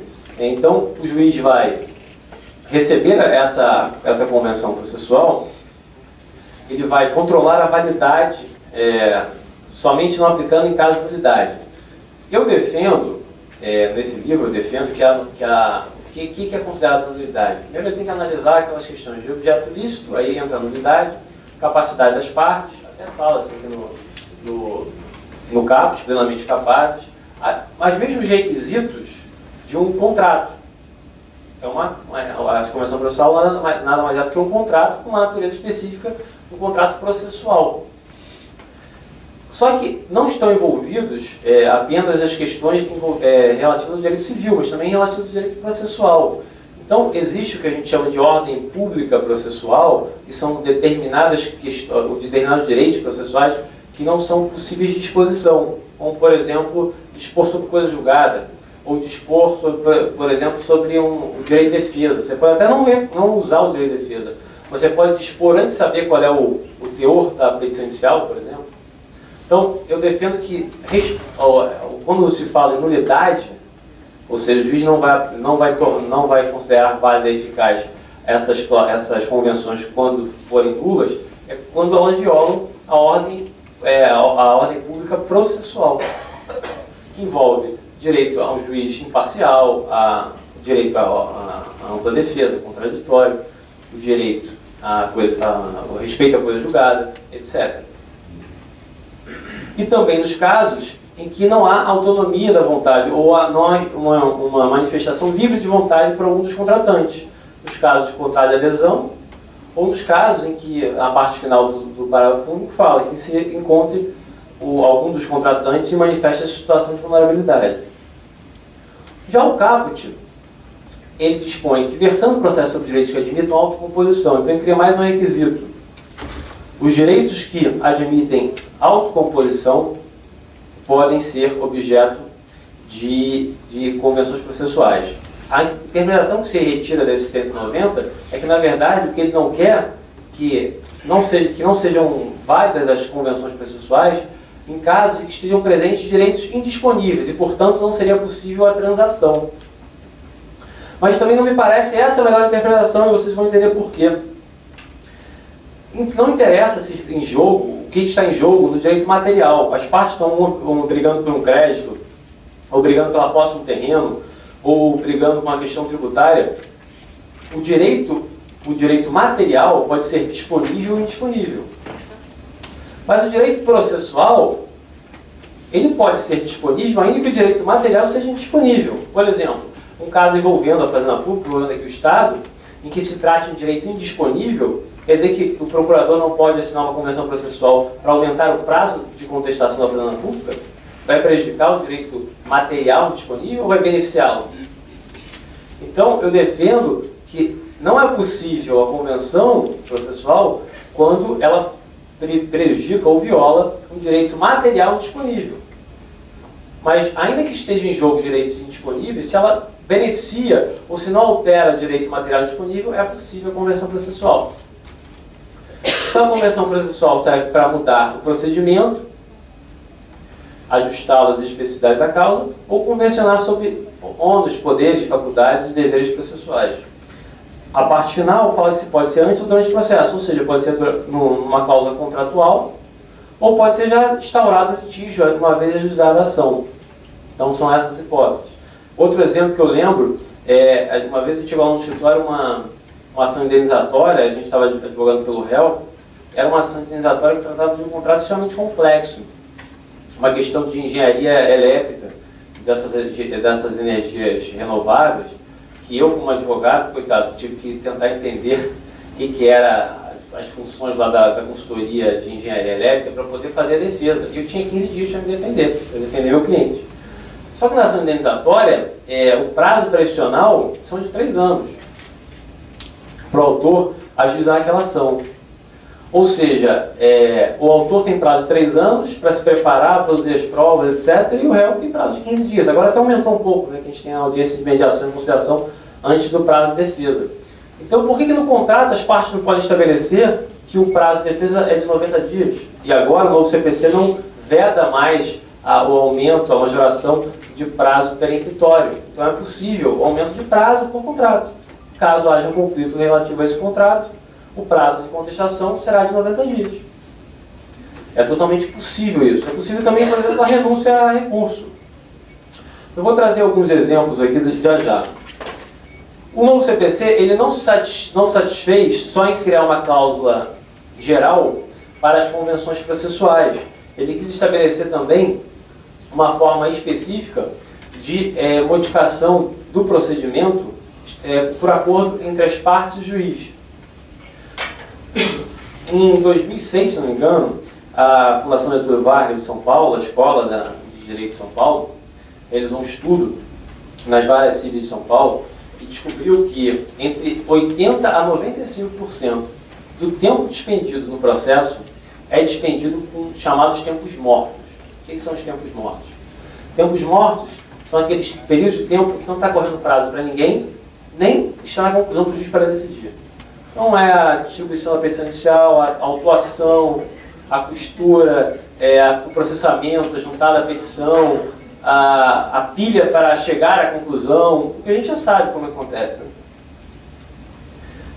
E aí, pensando e bebendo lá na fonte do direito francês, o novo CPC traz uma novidade que é o calendário, que está previsto no artigo 191.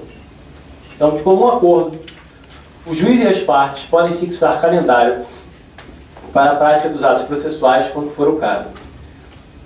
É uma inspiração do direito francês. O direito francês até a redação um pouco pior, porque ele impõe que para a realização do calendário tem que ser de iniciativa do juiz.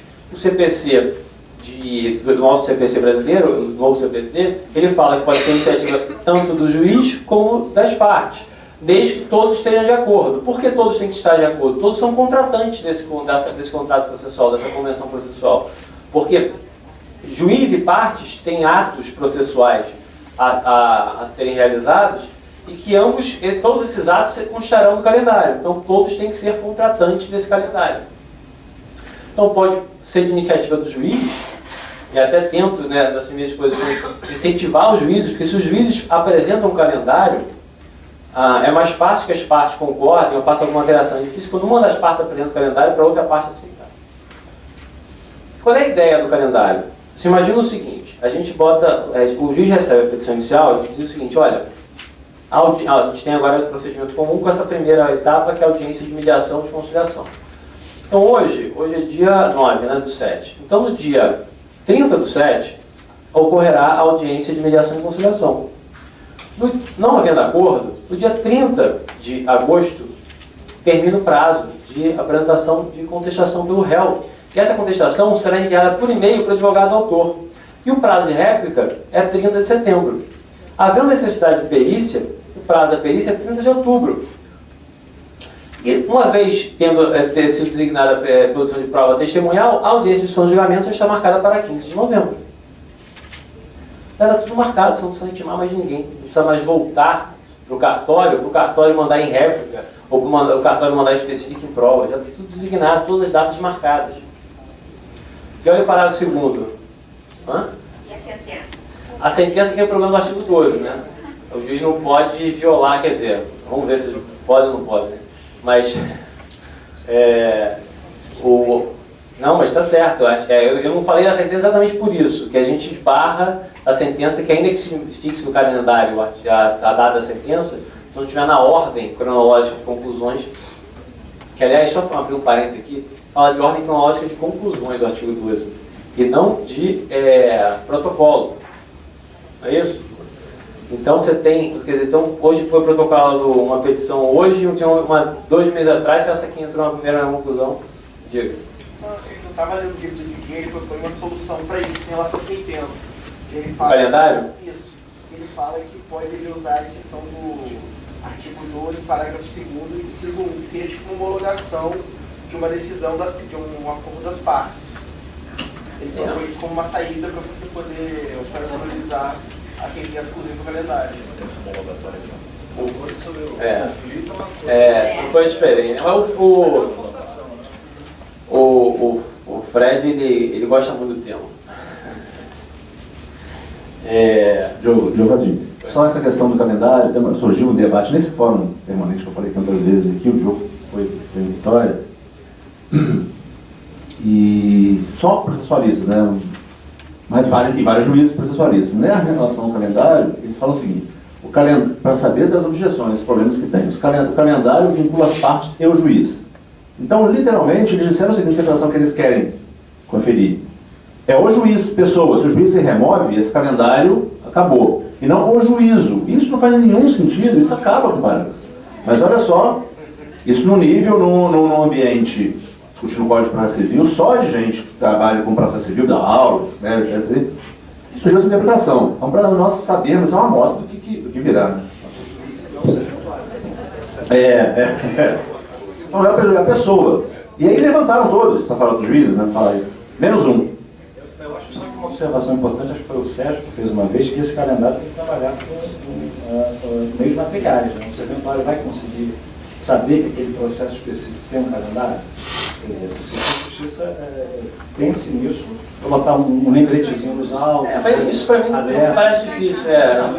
Tem o escaninho do calendário, como tem o escaninho da justiça gratuita, o escaninho do idoso. Né? A Luciana Rosada, que vem, que acho que de vez em quando, ela falou que está com esse problema na cabeça aí. Assim, eu acho que o calendário resolve, até porque ele tira muito trabalho dos serventuários. Né? Trabalho de intimação, é uma intimação só, em vez de diversas intimações no processo. Então a ideia não é só para fazer o processo correr mais rápido, você elimina os tempos de morte, mas também elimina trabalho. E parece uma solução que é um trabalho maior no início, que o juiz vai ter que analisar e criar o calendário, ou as partes vão ter que propor o calendário, todo mundo se manifestar sobre o calendário, mas uma vez fixado o calendário, o processo vai correr muito mais rápido, vai ter muito menos trabalho naquele processo, porque ele pode ficar no escaninho lá, uma vez mandando por e-mail as peças, mandei a contestação por e-mail, a réplica por e-mail, quer dizer, você resolve o problema. Me parece uma solução muito boa e eu tomo aquela história, é a lei que pega ou que não pega, eu torço que pegue esse dispositivo, até porque depende de vontade das partes do juiz. Né? Eu acho que mais uma vez, né, os juízes estão resistentes, mas assim, me parece que eles, pelo menos na segunda, quando eu estava conversando com eles, me parece que eles estão percebendo que o calendário pode auxiliá-los, não atrapalhá-los. Eles têm que perceber isso. Lá em Vitória, a gente são vários grupos de trabalho no Fórum de Processualistas, e cada grupo estuda são grupos temáticos, né? Cada grupo estuda um tema. E tinha o nosso grupo, que estava aí o Robson, que era o grupo de negócios processuais, e estava cheio, as pessoas sorridentes e tal, e o grupo de poder de escritório do juiz não estava muito, o clima estava meio pesado, a gente nem podia almoçar com eles, eles estavam muito resistentes, depois não. O judiciário está se preparando para isso, está se estruturando para essas mudanças, porque o que a gente tem visto é sim, muita resistência, muita postura de defesa, né? Olha, me parece, por exemplo, só vocês têm uma noção, lá eu fui na EMERG, é um curso para juízes, tá? É um curso sobre o CPC para juízes, de iniciativa da EMERG, e tinham 40 juízes na sala, numa segunda-feira de manhã, assistindo a aula, atentamente anotando. Então eles estão... Mas isso vale ponto para eles lá nos cantinhos. Bom, então, mas tudo bem, porque vale ponto a presença, sem ser a participação. Mas, não, isso eu estou brincando, mas o que eu vejo nas questões que são compulsórias, obrigatórias, como por exemplo a mediação, o Tribunal do Rio está se preparando há bastante tempo, com capacitação de mediadores, etc. O problema é que o Tribunal do Rio capital, né? A gente vai, a mediação é um grande problema que a gente vai ter no interior e nos centros menos estruturados. Então eu diria que os tribunais estão se preparando de formas diversas sobre o novo CPC. Mas é todo mundo preocupado, eu acho que sem dúvida é todo mundo preocupado. Desculpa, mais uma vez. Eu acho que não está preparando ninguém. O Ministério Público não está se preparando. Eu só posso afirmar. Agora, há uma certa defesa também de algumas coisas, algumas mudanças que são muito incisivas, que é a defesa primeira, instintiva de quem está acuado, que é uma defesa de ataque, né, de arrogância. Isso para todo mundo, não estou falando especialmente do judiciário, não. Tudo que não serve, né, que nos atinge de alguma forma, a esse primeiro movimento. Mas vou dar um exemplo de um despreparo importante, mas de estrutura, mesmo prática, do tribunal aqui, que foi montado pelo Alexandre Câmara. O Correio vai falar sobre recurso, provavelmente ele vai falar do agravo. O agravo agora não serão mais necessárias peças obrigatórias se o processo for eletrônico. Então, as peças obrigatórias para recurso de agravo só em caso de recurso físico. Ótimo. Só que o Alexandre Câmara, como desembargador, diz o seguinte: eu, como desembargador, não tenho acesso ao processo de primeiro grau. Porque são dois, eu não sabia disso, são dois sistemas distintos. Ao sistema do segundo grau de computador, sistema de segundo grau e sistema do primeiro grau. Então eu não consigo ler o processo de primeiro grau, então eu não vou conseguir ver as peças. Não consigo hoje ver. E a parte não tem obrigação de... os advogados conseguem, o promotor consegue, os desembargadores dizem que não. E ele falou o seguinte, e isso ele falou agora semana, tem 10 dias que contou esse caso. Uma palestra lá no MP do Rio. Aí ele falou o seguinte... Ele falou assim, são sistemas distintos, totalmente diferentes, empresas diferentes. Aí ele disse o seguinte, a parte não tem obrigação de anexar a peça. Não tem obrigação, pode falar que não precisa. O desembargador não pode, vai ter que... Então eu vou falar para o estagiário correr lá e dar um jeito de acessar isso, vou ter que pedir para alguém. Aí ele chamou a informática. Falei, olha só, o código novo, ano que vem, em março, dia 19, para não ter discussão com o técnico da informática, dia 19 vai estar em vigor o novo código, e eu preciso ver isso. Pessoal, o sistema não... aquele sistema que impede a nossa vida em vários setores, vai também impedir isso. O sistema não comporta.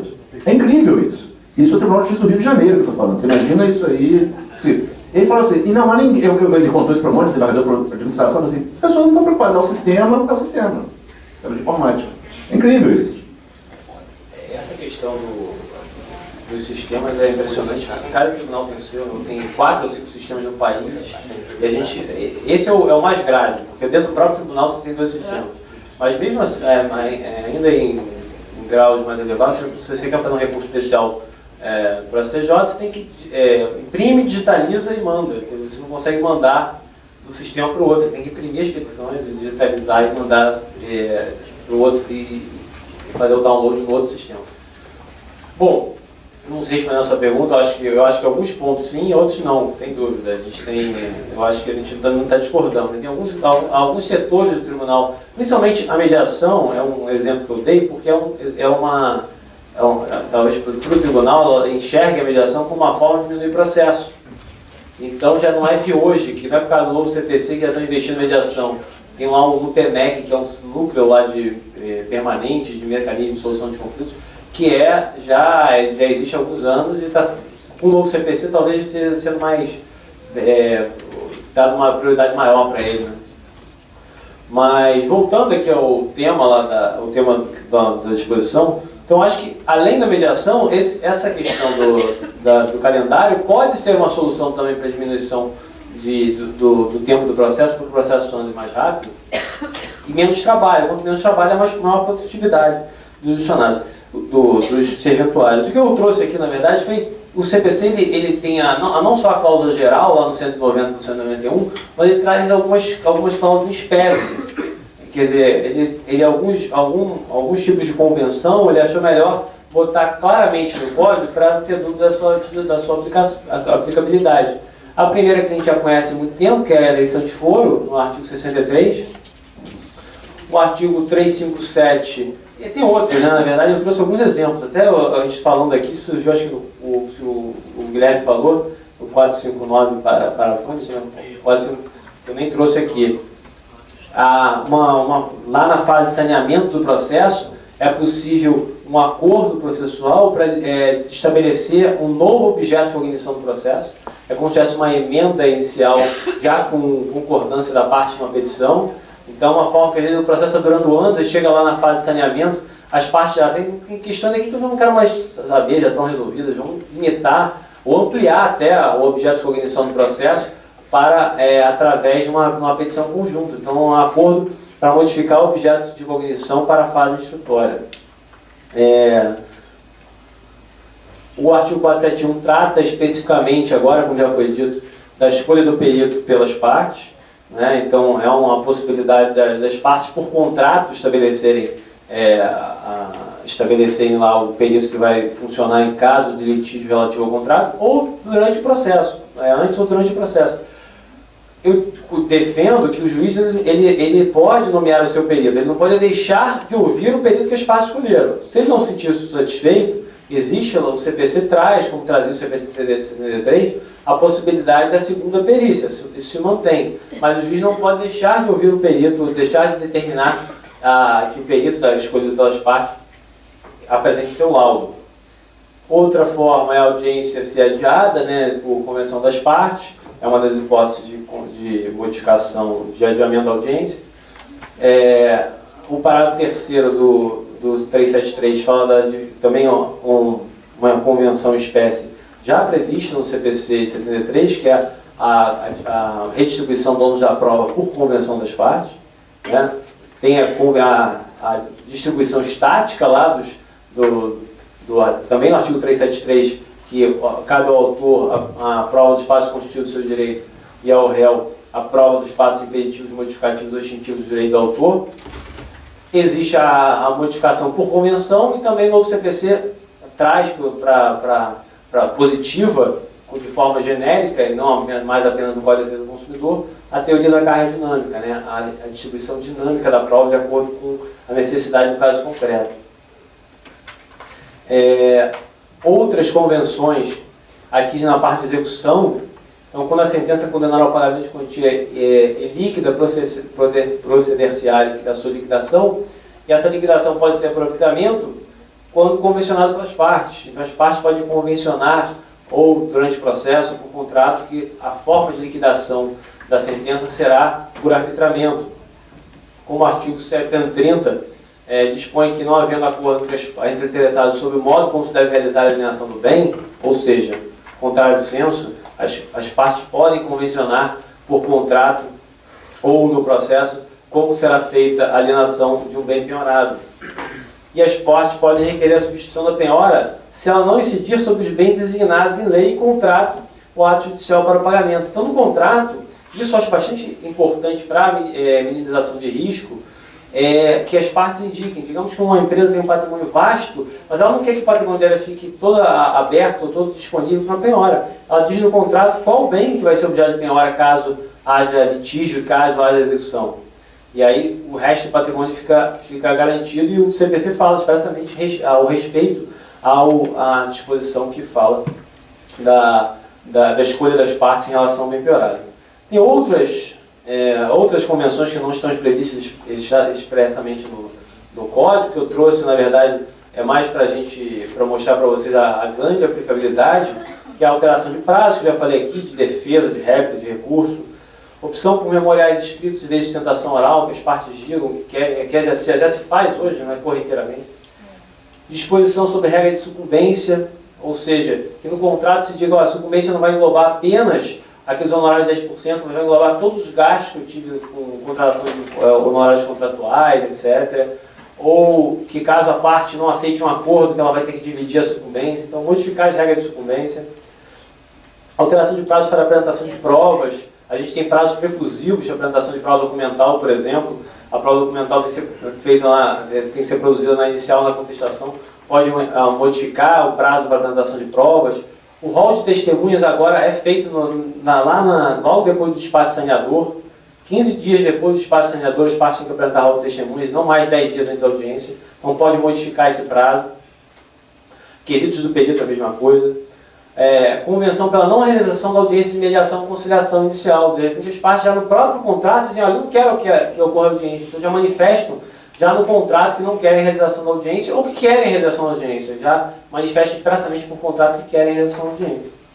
Até a lei nova de mediação fala lá que se as partes dispõem por contrato que elas querem que ocorra uma mediação prévia e alguma das partes ajuiza uma ação antes dessa mediação prévia, o juiz ou o árbitro tem que suspender o processo enquanto não ocorre essa mediação prévia. Então é uma forma de inviabilizar o exercício do direito de ação, mas de limitá-lo, porque o processo vai ficar suspenso enquanto não se faz a mediação, se não me engano, no artigo 26 da lei de mediação. Pois não. Falou em disposição sobre regra de sucumbência. Agora está bem claro, né, do advogado. Se for pré-processual, na verdade ainda não houve a sucumbência, esse contrato sobre a regra de sucumbência fora dos limites da lei, você acha possível? Acho possível. Digamos que um contrato se estabeleça, que aliás como é na Inglaterra, que uma empresa contra outra empresa, ela celebra um contrato, esse contrato, caso haja litígio sobre esse contrato, aquele que perder a ação porque foi culpado do litígio contratual, ela vai ter que pagar não só as custas processuais, honorários de sucumbência, mas também tudo que a outra parte gastou para ajudar a ação, como contratação de advogado, eventualmente transporte, etc. Isso é uma das possibilidades. Diminuir não? O Diogo, a questão é: você acha que se a parte pode dispor dos honorários, de alguma maneira reduzir, ou, por exemplo, o direito da afastar? Sim, não. É o que eu estava dizendo. Eu estou dizendo o seguinte: eu pensei que ela não pode dispor do que não é dela. Mas não existe. Ela não tem um advogado ainda. Mas nesse caso que eu dei, ela não está dispondo do jeito que ela na verdade, a outra parte vai ter que pagar não só por advogados honorários de sucumbência, mas também ressarcir pelo valor dos gastos honorários contratuais. Mas aí é o direito da parte. Sim, eu acho que não pode dispor do que não é dela, ainda que seja futuramente, um direito que não é dela. Ela não pode falar, o honorário. Ela pode no contrato de honorários. No contrato de honorários com o advogado dela, o advogado pode dispor, porque é direito dele. Isso é muito comum em arbitragem, né? Em arbitragem é muito comum as cláusulas você limitar, dizendo que não há sucumbência. É isso. É o que eu acho que nos litígios, principalmente societários, eu acho que essa talvez seja a grande aplicação que a gente vai ter de convenções processuais, porque de algum modo você vai estabelecer um nível de previsibilidade do custo, que é uma preocupação muito grande. Todo mundo que advoga sabe que o cliente, mesmo os grandes, às vezes ele está preocupado com o impacto que aquilo pode ter. Óbvio que isso eventualmente vai ser desvirtuado. A parte que tiver um maior poder econômico, uma empresa grande, por exemplo, vai poder começar a sujeitar os seus acionistas a aceitarem esse tipo de cláusula. Mas eu não vejo como isso possa ser ilegal. Por quê? Porque não existe litígio. Então o advogado, quando ele for contratado, ele sabe que ele vai ser contratado para atuar naquela causa específica e que existe uma limitação em relação à sucumbência, que é o exemplo que o Mannheimer deu. Para mim é perfeito. Isso é altamente preocupante. Não, preocupante para a advocacia. Não tenha dúvida. Não tem a menor dúvida. Isso vai se disseminar em todos os contratos. As cláusulas de eleição que for vão incluir lá uma vírgula sem que haja condenação e honorário de sucumbência. Eu falei isso aqui, acho que numa primeira palestra, que eu disse, para mim isso vai acontecer imediatamente. Se eu sou advogado de contratos hoje, de grandes operações societárias, eu já estaria inserindo cláusulas nesse sentido. fazendo alusão ao novo CPC e a esse prazo de 16, 17, 18. Mas assim, refletindo o que vocês falando, eu acho que é possível, porque o advogado, na hora, ele não é obrigado a ser contratado. Ele vai ser contratado se ele quiser. Sim, acho que sim. Mas a gente não precisa ficar cantando a todo canto, assim, essa possibilidade. Se tiver advogado aqui de contrato, por favor, a gente não precisa falar para ele. Ô, Diogo, eu tenho uma dificuldade, Sérgio. Se a gente considerar os honorários de sucumbência recursal também, que foram previstos pelo sistema como uma medida de punição, de insistindo no interesse da justiça, você vai poder dispensar esses honorários nesse pacto aí? Eu tenho certa dúvida. Os honorários com caráter alimentar também. Eu acho que o que impede dessa grande empresa botar o advogado para assinar essa convenção? Não, nada. Então, mas nesse caso acabou o problema. O próprio advogado assinar essa convenção junto com a parte. Não, tudo bem, mas o advogado da parte prejudicada não existe ainda. Porque o acionista ainda não teve um problema e ele ainda não foi buscar um advogado. Mas eu posso eventualmente inserir no estatuto de uma companhia uma regra nesse sentido. Ou eu posso inserir num grande contrato isso. De repente aquele advogado que assessorou as partes no contrato não vai ser o advogado do litígio. Isso para mim assim, é claro como em termos de possibilidade de que isso passe a ser inserido. Se vai ser válido ou não, se os tribunais vão passar a adotar uma interpretação que preserve este direito do advogado é uma outra questão. Mas me parece também que dúvidas, né? Porque o tribunal não costuma ter essa me parece também um pouco benevolência com os advogados. Realmente, acho que acaba que o próprio mercado se regula, né? Havendo uma cláusula dessa, o escritório vai comprar um prova maior. É isso aí. É isso. E parece que isso esse vai ser o impacto. Vai ter essa autorregulação. Você não vai mais pegar essa causa interessado nos honorários de sucumbência, né? Porque pegar pelos honorários contratuais. Você vai ter ou honorários contratuais de êxito, que você também é remunerado em caso de vitória. É verdade. Eu queria voltar para um ponto um pouquinho lá atrás, que estava aqui meditando sobre o potencial disso no exercício da nossa atividade como advogado público. E aí a cláusula que diz que o juiz pode declarar nulidade em situação de vulnerabilidade, dependendo do que se entender, acabou com a chance disso. Né? E isso podia ter eventualmente um potencial de aplicação. Fico pensando, sei lá, em cobrança até de crédito tributário, de dívida ativa, você faz um parcelamento, aproveitar aquela oportunidade para tentar fazer algum tipo de convenção dessa natureza. Mas se volto a dizer, se o entendimento sobre vulnerabilidade for toda a relação que envolva a fazenda é uma relação desigual, ou de adesão, aí isso não existe para nós, né? Então assim, queria ouvi-lo um pouco. Isso não é tão fácil, na verdade. Eu não sei eu nem tinha pensado essa questão da manifestação de vontade da outra parte, mas eu pensei mais quando trata de direitos indisponíveis, né? Direitos aquela questão de interesse público primário ou secundário, aquela discussão. Eu acho que se não violar direitos materiais indisponíveis, como disse no início, não tem problema. Então, quer dizer, como eu disse, aumentar o prazo da fazenda para uma convenção que aumente o prazo da fazenda, não me parece que ela afete ou prejudique direitos materiais indisponíveis. A suspensão do processo para tentativa de acordo, esse não me parece que afete. Agora, o problema é quando afeta, sim, algum direito público. Assim, a gente não pode, acho que o contexto do código sugere uma visão sobre essa disponibilidade e indisponibilidade um pouco mais progressista do que essa cláusula protetiva que nós, advogados públicos, sempre usamos. Não, tudo é indisponível, tudo é interesse público, tudo.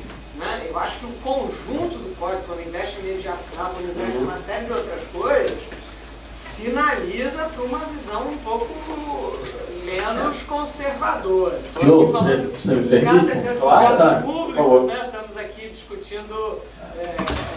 Eu acho, Vanice, que o teu exemplo de, por exemplo, parcelamento em matéria tributária, um parcelamento de dívida ativa, eu acho que a gente tem um outro problema, porque nesse caso pode ser conveniente que nós disciplinemos isso de uma forma que nos pareça adequada para efeitos de administração e de fazenda pública.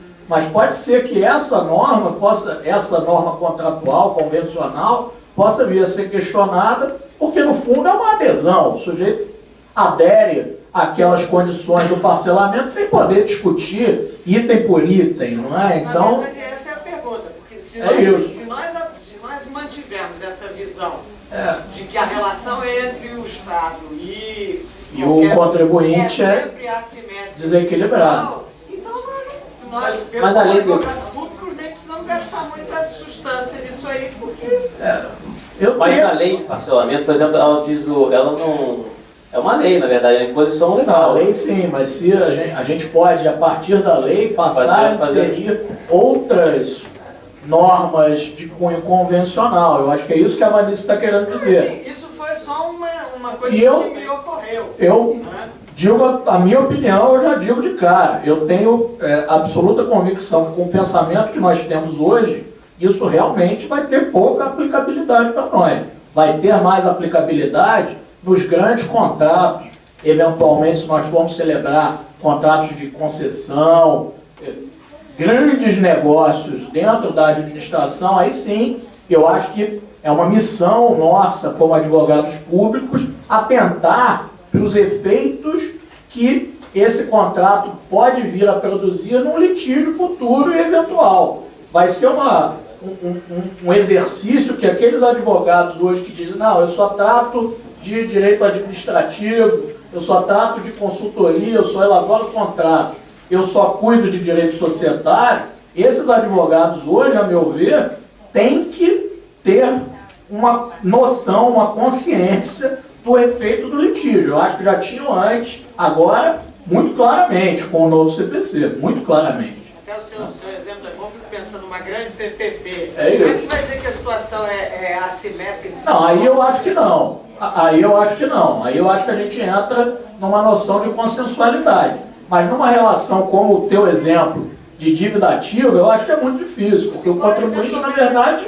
Muito embora, dependendo de qual seja a operação envolvendo dívida ativa, transação não é a palavra adequada, mas você ideia vulgar transija em algum ponto. Acontecendo, né? Então, a gente está atrapalhando a palestra do... Não, que isso, acho ótimo que baixo, eu estou aprendendo aqui com vocês, não tem graça. Você disse que provocar era útil, não, é claro, mas é isso que eu quero.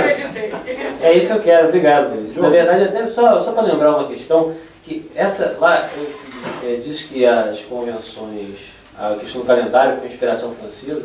Na França, eu não sei aí, vocês me digam se aplica ou não, na França as convenções começaram com... Acabou a pilha. As convenções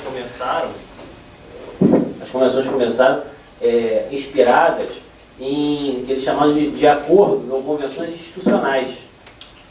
Então, digamos lá, você tinha a questão da dívida ativa, os processos relacionados à dívida ativa, que você tinha uma convenção entre a OAB, a Procuradoria do Estado e o Tribunal.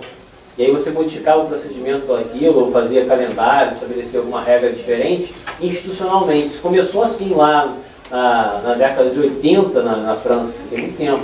E foram as primeiras convenções que depois começou a se passar para os contratos individuais. Mas começou assim, também de se pensar algo mais institucional para esses casos, que perde vulnerabilidade, porque você está lidando entre a OAB e a Procuradoria. Eu acho que teria a aplicação sim. E eu digo de novo, acho que ainda que haja a questão da vulnerabilidade, ela tudo bem, se afetar o exercício de direito de defesa, se afetar o exercício de direito de defesa daquele vulnerável, etc., tudo bem, mas acho que é uma análise casuística.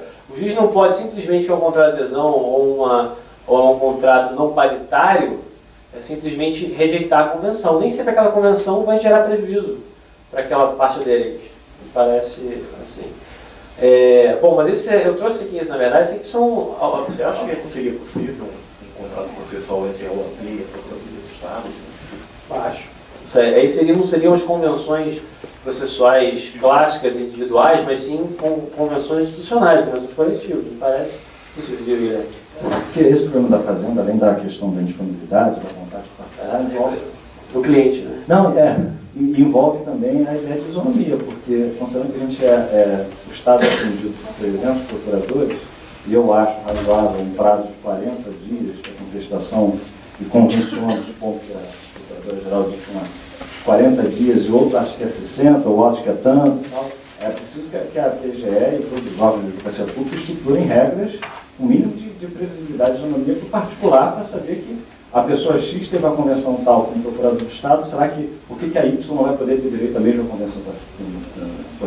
É um problema. Não, desculpe, sem sombra de dúvida, mas a questão é, dentre as muitas coisas que nós institucionalmente temos que examinar, quer dizer, vale gastar esforço para refletir sobre isso, entendeu? Não tenho dúvida que isso deveria merecer uma parametrização genérica. Isso não pode ser juízo discricionário de cada advogado público. Certamente não. Sem dúvida. Você tem a autorização do cliente, né? O Estado tem que autorizar. Como eu preciso do meu cliente para fazer minhas convenções processuais. Bom, gente, era isso. Se quiserem outros exemplos, tem no livro, fiquem à vontade. Obrigado.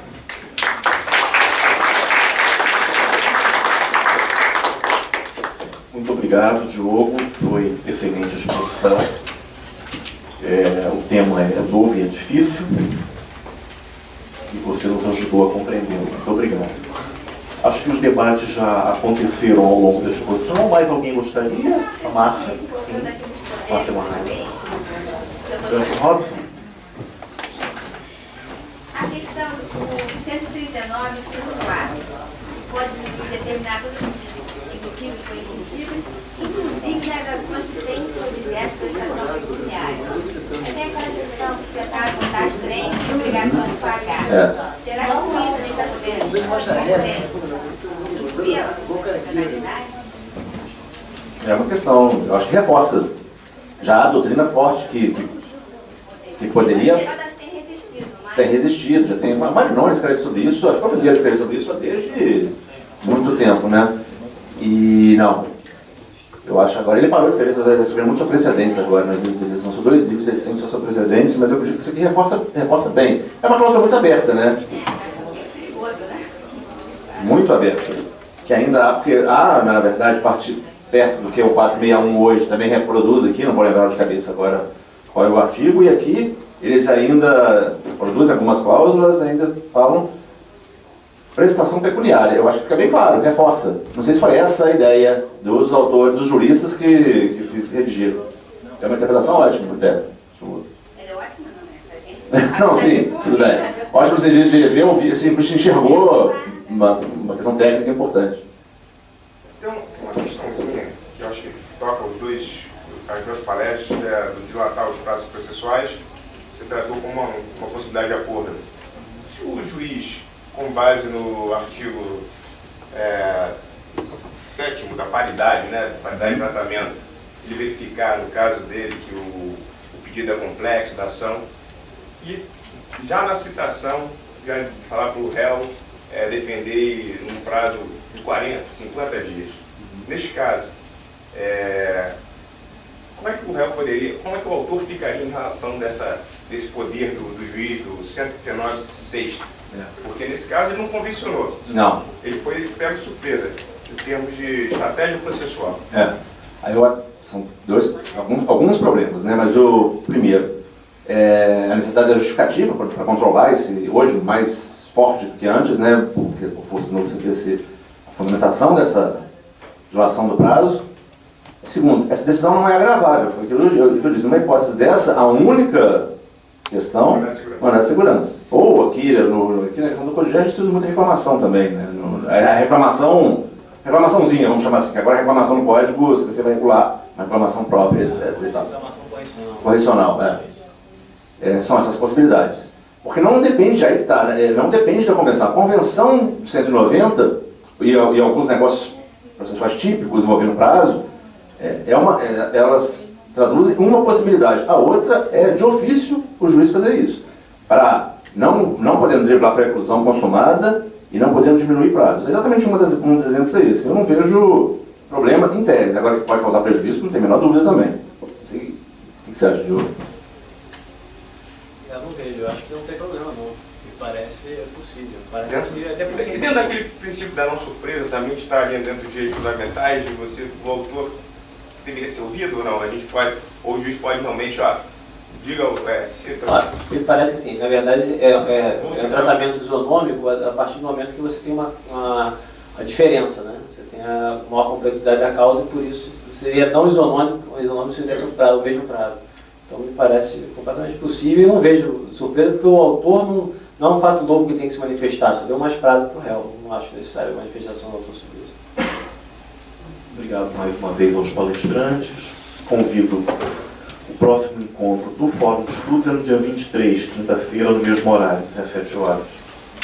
Mas antes disso, vamos ter o dia 17, sexta-feira pela manhã, às 11 horas da manhã, a próxima sexta-feira, uma palestra do desembargador Alexandre Câmara sobre recursos do novo CPC.